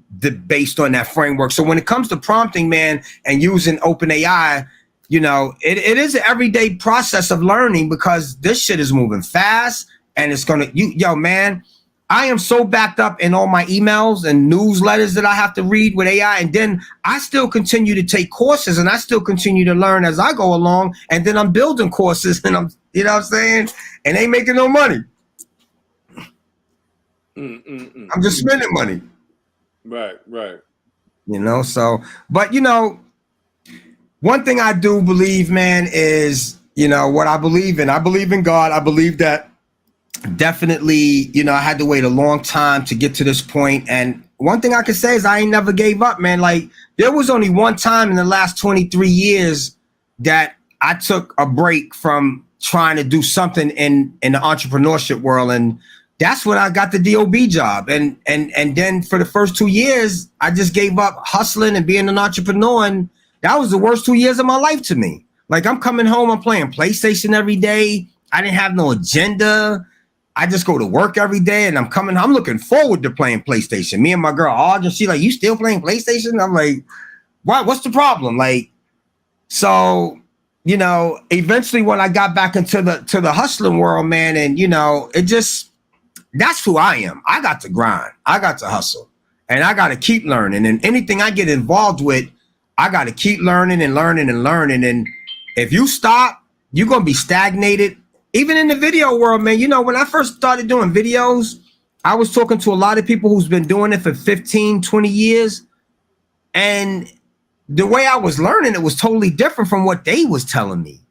And they was criticizing what I was saying, how I'm gonna do weddings. And then I was going back to the new people and saying, yo, well, what about what these guys are saying? And they was like, oh man, they old school, don't listen to them. You know what I'm saying? But what happened is they learned their craft a long time ago and never learned again. They just took it and just, what they know is what they know. If you talk to them about new school stuff, they don't even want to hear that shit. Yo, all I know is I've known this brother Eric for years, since the 80s when I lived on Monday Lane, and I don't know if he was on Bushnell or 10th Avenue. I was on 10th. Yeah. Me and Bushra, I see you when I go see Bushra every day. Like, yo. And you've always been, like you said, hustling or something. You was always. Yeah. You know what I'm saying? So, I mean, I know. But this is something, I seen Damon do some stuff with it, and it's definitely piqued my interest. And it's funny, I was having a conversation with someone earlier that day, and then Damon texted me and was like, yo, because I was gonna say, I need to find out how I can make this work for me. I was having this whole conversation about, I need an assistant, I need this, and let me see how this AI can work for me, but I need to understand how it works. He texted me right after that saying, yo, Eric wants to come on the show and talk about AI, like literally, like right after my conversation. And I was like, yo, this is right on time. And that's why I told you my text. I said, yo, I just you did say that. You did say that word. I was just having a conversation with my girl about what we're doing and how we need to get involved in this AI and figure out how we can utilize that to take what we're doing to the next level. And I was trying to find out, but I need to understand things. Like you said, I don't need this. I need to understand. Even when I was in school, I was the kid that gave teachers problems because I wanted to understand why this is not because you told me why. So that's always been me anyway. So I was on the phone with Mitch and Anthony Mitchell, and we was talking, and I was telling him about AI. He was like, yo, man, I want to write a book. I was like, what you want to write a book about? So we were discussing. So I was like, dude, I said, dude, you gotta, because I'll be watching a lot of Myron Golden. I said, dude, you gotta ask a question, right? I said, the book has to answer. It has to ask a question to get people to buy it, right? So I said, what you want? He said, dude, I want to do something, about detective work and stuff like that, right? So I said, yo, do a book called The 21 Secrets of a Good Detective. I said, everybody want to buy it, right? So I'm telling them about AI. So I get home and I said, write an outline for a book titled The 21 Secrets for a Good Detective. Copy and paste it, sent it to Mitch. He was like, "Oh shit!" I said, "I told you, bro." I said, "I told you." I said, "Then you go in, you change it up, then you keep feeding it, you keep watching and repeating till you get the product that you want." It's right there. The important thing about what you're saying and what Eric was saying, and being a good detective himself, he can understand when he sees all that stuff what's right. He's not just putting it out there. Exactly. He's not just putting it out there, like you said, because some of that stuff might be wrong. Exactly. You know what's what and what it's supposed to look like, and you take your expertise and you alter it into that. And because that's what I do sometimes when I do the research. Like you was telling Damon with the book, I was on my phone coming home watching it. That's what I do. I put the information in. I look at it, and then even when you ask it to paraphrase or something for you, some of that don't be the way I talk. And if y'all was to read, be like, AJ don't talk like that. So I take now, but some of it does take some sentences and put it in a form that condensed like 3-4 sentences, and it made sense. So I just put my language in it and my word and my slang and my flow in it, and I'm like, I got a better product than what I actually wrote down. But so you have research, and you got to do the research too, and you got to follow up on you got to do the work. But it makes your work easier. It should never be more than 80%. That last 20% got to be you. That's the one thing I learned so far. They have a program called Quillbot that actually I use that. So that's a dope program. So I always recommend that people take it and put it in Quillbot. Get a couple of versions of what you might feel is closer to what you might like, and then just edit a little bit. Make it sound like, because there's some words that I don't even be knowing the meaning, man. Like right. That ain't in my vocabulary, so I don't want to be saying that. You know what I'm saying? And if I do, they don't understand the full slang, so they try to rephrase it the right way, and I have to take my original sentence and put it back in that one part. But that's something you do. But it makes it a little easier, though. It does make things easier with the editing process and the Grammarly, like you said, and all of those. That's what I'm using right now to make life a little easier. But I know I'm only scratching the surface. Yes. And I do know that. I'm like at the tip. I'm not even touching the tip of the iceberg yet. There's so much more that this could do. Let me see something. I was trying to see how to make you an administrator. I couldn't figure it out. I used to be able to do that. Oh, yeah. I did it with Bob before, but I forgot how I did it. And I haven't had to do that in over 2 years, so I forgot how to do it, actually, to be honest. Listen, man, everybody just get Eric's information. And so he... Look, where's it at? AIEric.com, y'all. Right there. It is, right there. There it is. Right there. AIEric.com. Yeah, but I do want to talk to you off air about going forward with like that town hall or whatever you're talking about. Let's make that happen. Let's because sometimes people say stuff and we let it go. No, let's make that happen. I'm with it. Yeah. Because with y'all two, we can fill a room. Yeah, we can do it. You know what I'm saying? Yeah. And the bottom line is, man, to be honest with you, like, this is going to be a business for me, but this is really for me to make sure that, like, we stay in the loop. Like, we always at the bottom of the pack. We always wait till the last minute to do things. And one thing we do is we take shit and mess it up. Because I'm gonna tell you, man, when I first heard about Clubhouse, I heard that there was billionaires in there. You could go in there and listen to billionaires, and that's what it was at first. But now Clubhouse is all with Whack 100 and all like don't make no sense. That turned into Nigger Central. That's what I'm saying. Real quick. That's what black people could do with this too. They could do it, and we don't want that. We don't want garbage being inputted in these large language models because we don't know the extent of how far that large language model can reach, and we don't need 5 years of garbage and dumbness from this demographic being put in here because they might mess around and say, you know what? Let's keep all the demographics together. Everybody in this demographic, give them whatever came from this demographic. We don't know. And that's what I'm saying. We have to really know what we're dealing with. So if there is some racism or sexism or bias that we feel is heavily affecting us, and it could be racism involved, we need to understand that we need to be able to subpoena their LLM records, or how they input information. We need to know this stuff because this is going to affect us. It's going to affect not just black people in the whole, it's going to affect a lot of different people in the whole. But all I do is want to make sure that the people I could touch is prepared to at least have the knowledge of what possibly could be going wrong in that bank where 250 blacks just got denied, but 1,000 whites got it. Right. That's why. That's kind of the reason we started this. We on our 9-year anniversary now, and it's like, that's why we started this, to make sure information without forums like us. Not saying we the first one, but without forums like us, then there's not places for you to go, and then the people we all collectively know never get this information. But like white people are getting it, and they're teaching their kids, and the other groups of people are getting it, but we don't have this. The information that I had a conversation with Ernie Davis a long time ago. He was saying, well, I do robocall. I said, what you do don't trickle down to the hood. I live on South 7th Avenue. The people on my block don't know nothing about what you're talking about. You know what I'm saying? So none of this stuff that even what you're talking about does not trickle down to where we used to live on South 8th and South 10th.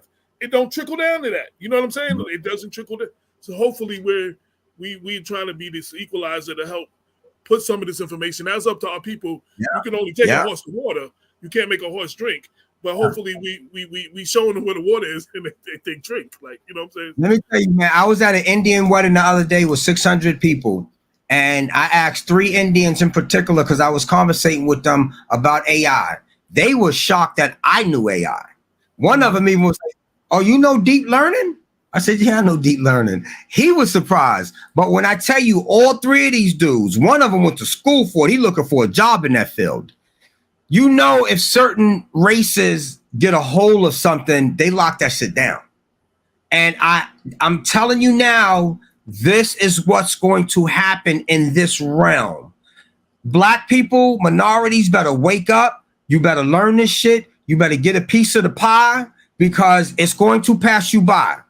If you don't get it now and learn it now, because they already in the game. Sam Altman had an interview recently that I was watching in India. And he talked about how India is one of the biggest acceptors of AI. And they're already working with it and making sure that they get their piece of the pie. We ain't going to get no pie. I hate to say it, man, because I don't like to call us dumb or ignorant, but sometimes I don't know what we be thinking. But we more concerned with using it to showboat and whatever. And when we could... Just call it what it is, to do a bunch of nigga shit. We're consumers. That's what we're consumers. That's what we are. Get left at. every time, instead of thinking, how can I create generational wealth? Right. I mean, we're the only ethnic group that cry racism, and we spend $1.6 trillion. Listen, Yeah. how do you cry racism and you spend all that money? The white man take all your money. He's happy for you. And all it takes is one day. One day we don't spend no money, we could break the economy. One day. Exactly. And it's amazing. But then we don't have Black institutions. We don't have Black airlines. We don't have Black national chain hotels. We don't have all those things, but we spend the most. Yeah. We're consumers. That's what I was just saying. There's a group of people that learn this stuff all the time, knowing that they can sell it to us because we are consumers. And we will help them build their fortunes because we are consumers. And they know this going in, and we do it every time and prove them right. A lot of you know how sometimes you see rich people with a t-shirt and regular jeans and some, and you be like, let me tell you something. I seen there was an episode one time talking about Louis Vuitton, Gucci, and all these stores. They have two different type of stores. They have one store where you see all the rich people and all the rich rappers and all them shopping, where all the name brand stuff is showed on the gear, Louis, Gucci, everything is staple. But then that same store has stores on the 80th floor of a building where everything in there, nothing has the imprint of Louis Vuitton or Gucci, but it is it. But that shit up there costs way more than the shit downstairs. Right. But they don't want them dudes in that store upstairs. They don't even promote the name on the shirt because they don't want you wearing that shit. That's for the rich people upstairs, man. Like, so we'll take ChatGPT and take it and start doing dumb. And I hate to say it, a lot of us going to do crime with it. Credit card fraud. They're going to figure out ways to open up locks and shit like that.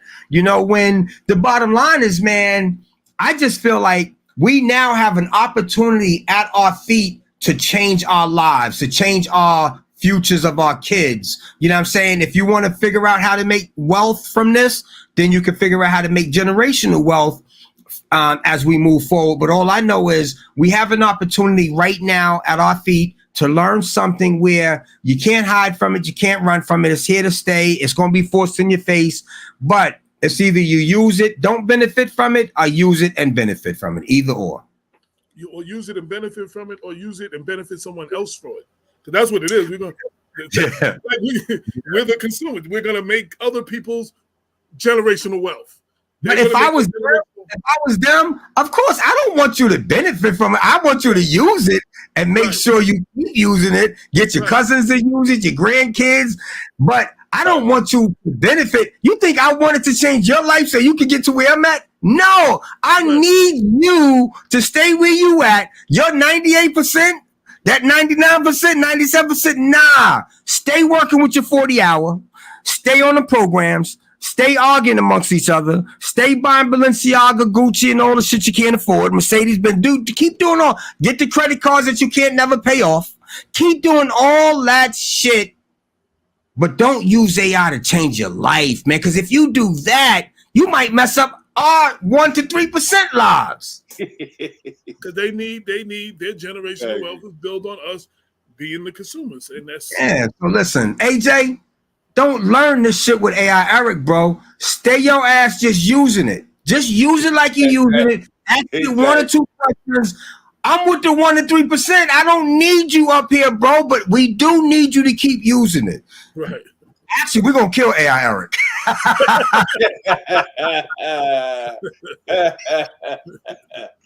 Nah, no doubt. Yeah, if the wrong people get it, if the wrong people learn it, man, it can empower a whole group of people.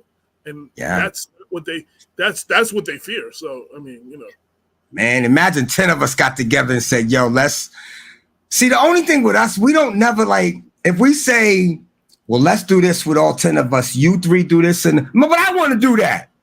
You know how we are. Why he got to get that position? Like, oh man, we just can't.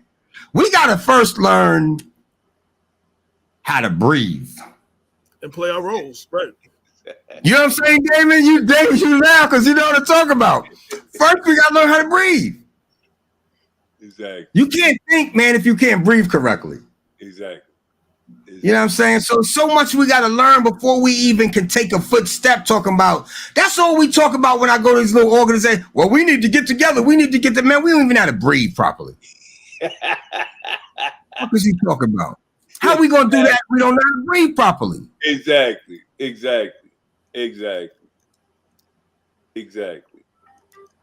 Well, we coming to the close. We actually ran over to 8 o'clock, but this information was very valuable. This is the beginning of the conversation. Oh no, this is the beginning of a conversation. I hope the people that watched it live will watch the video afterwards and everything. I hope that the people take this serious. Those who will, the same group of people that know what's going on and they want to know what's going on. The rest will be those consumers that the reputation wealth is built on. But like I said, we can only bring a horse to the water. We can't make the horse drink. You know what I'm saying? Like we try to provide the information out there. So this is the beginning of the conversation, not the end. I hope this starts all of y'all having conversations, inviting EI Eric to come speak to your organization, whatever. But thank you all for tuning in. Damon, any last words? Well, Eric, any last words? Just last words out. Yeah. Just everybody, man, hit up AI Eric and let's get this thing popping. Damon. Listen, man, I'd like to thank everybody for tuning in. Definitely contact AI Eric. I think next year sometime, man, we're gonna try to put together a day, right? Something. We're gonna put together something, to get Black people, not just with AI, but with understanding generational wealth, understanding assets, how to create assets, like writing books. Because my whole thing is, everybody has a book in them. Everybody is an expert on their life. Like I can't tell Eric how to be. Everybody. Exactly. Everybody has a, and one thing white people do, and I say this, with sincerity, is that, and I'm going to use Black law enforcement as an example. We have some of the most educated Black people in law enforcement. If you look throughout the country, we have a lot of education in Black law enforcement. But what do? We do our 20, 25, 30 years, and we retire, we go to Florida, and we rock. And then we die. Right? We just rot. The next thing you know, you get a phone call, so-and-so's dead. Right? Yeah. What do white people do? They put 25, 30 years. Next thing you know, they're teaching at these conferences and making 20, 30,000. Right? Yeah. They're writing books on shit they ain't even do. Right? They were a horrible supervisor, but they'll write a book. Right? So, and so we have to take our experiences and what we do, because we did 30 whatever years working for somebody else and giving them our talents and our blessings, right? I heard one guy on YouTube say, look, everybody has $1 million in them because God gave us talents, that we use, that we're supposed to use, but we use them for an employer. We don't use them for ourselves.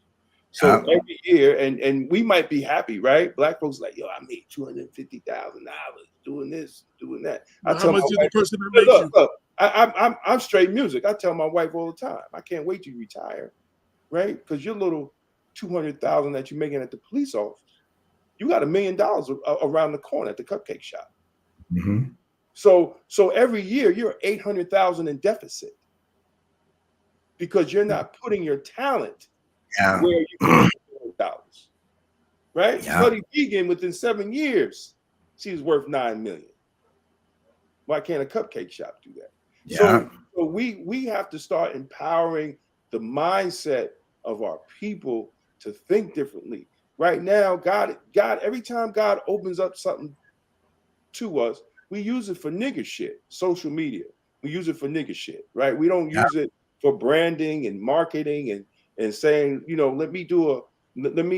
I make candles. I'm good at candles. Let me go and show. You got little kids, millionaires taking apart toys on YouTube. You telling me you can't get 100,000 a year just doing some damn candles?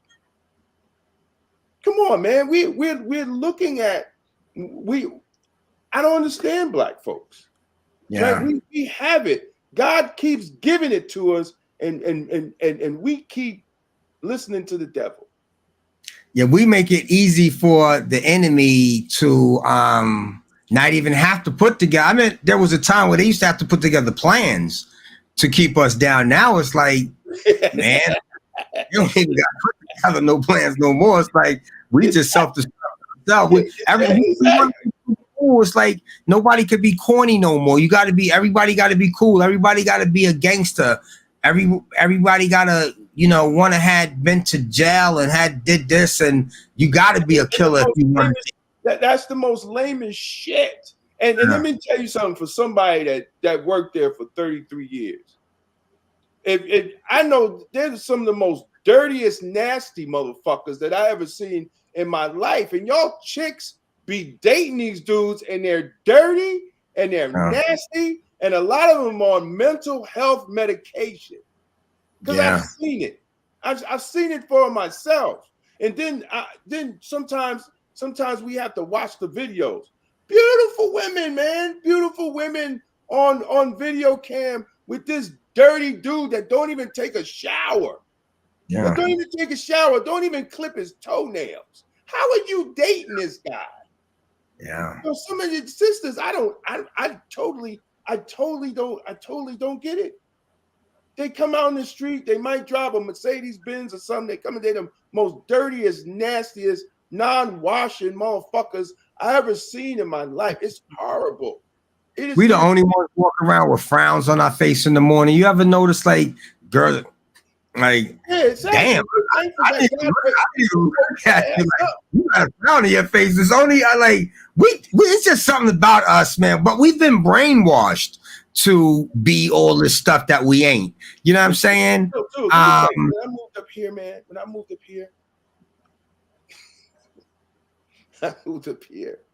like they always say, you know, they tell us they say don't go home in your uniform.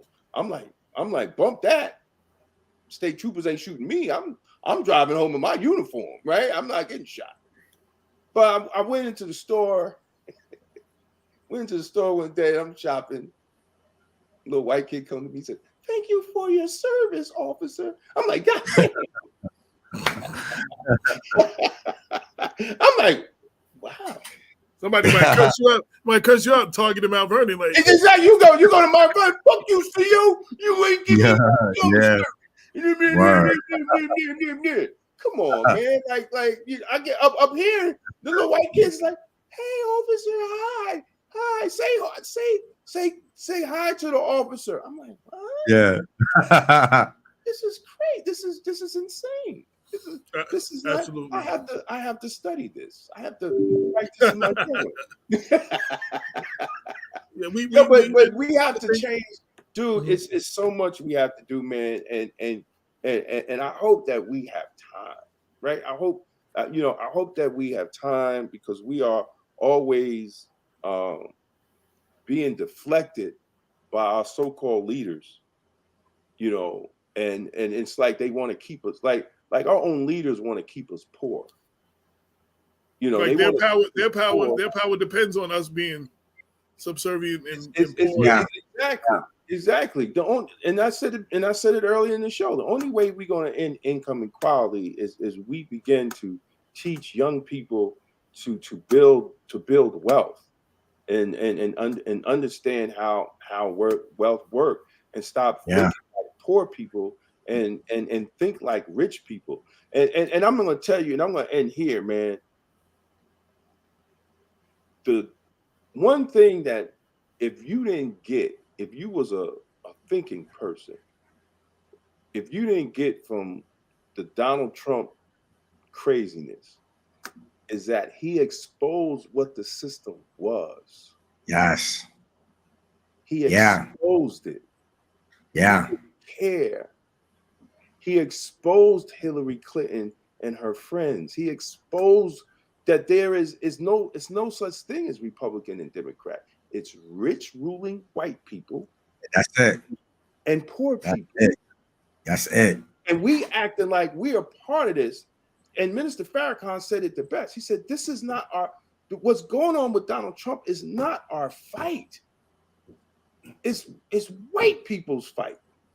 Because he exposed what they were doing. He exposed it. No, listen, they put 150 IRS officers.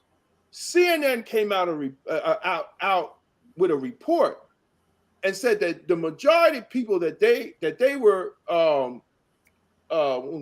what they call auditing was black and brown people.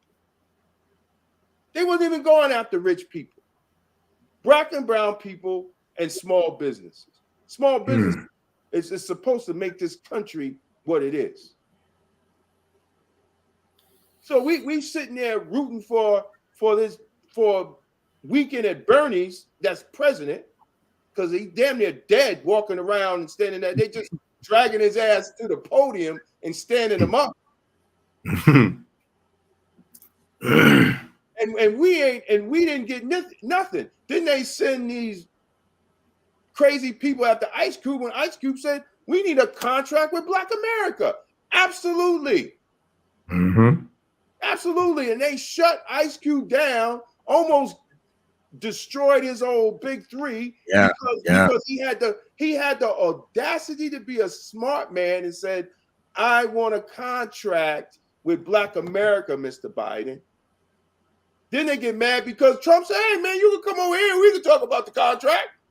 Ain't that some shit? Exactly. Oh, you went and met with Trump. No, I'm doing what great business people do is sit down with people that's gonna listen to our interests and look at both sides of things. And look at both sides. We just be blindly loyal to one side. Right. It's what we are. We are. Oh, you know what? That's the Republican. So what? So what? So what? I ain't getting nothing from you. See, we need to be. What's the best thing when you go to a financial advisor? What does he tell you? To be what? Diversified. Yeah. Right? Don't put all your eggs in one basket. Move it around. Have it in your IRA and 401k and have it in your defer and then this and that and put some in some stocks. Put some aggressive, some non-aggressive, right? That's what your financial advisor. So why don't we do that with politics? Why don't we just stay with Democrats? Why don't we do that? Why don't we do that with politics? So we have black people all over the place. See, and that was one thing where Dr. Cavallo was labeled the most powerful man in Westchester because he would support a Republican over here, he would support a Democrat over here, he would support a Republican over here, and if that Democrat didn't do what he wanted him to do, his interest, he said, you know what? I'm going to support the Republican next time. That made him one of the most powerful men in Westchester because he moved his interests around. He wasn't just a Democrat. He didn't just get on the Democratic line. He moved it around. Well, for those that don't know, you're talking about the former Westchester chair of the Independence Party. For those that don't know the name. No, just for those that don't know the name. And y'all definitely whoever go back on Black Westchester or Google Cavallo on People Before Politics, he came on our show twice and he gave an education on the political process in Westchester County. Education. One time he was on there. God bless the dead. Well, they both dead now, Cavallo, and they probably arguing in heaven.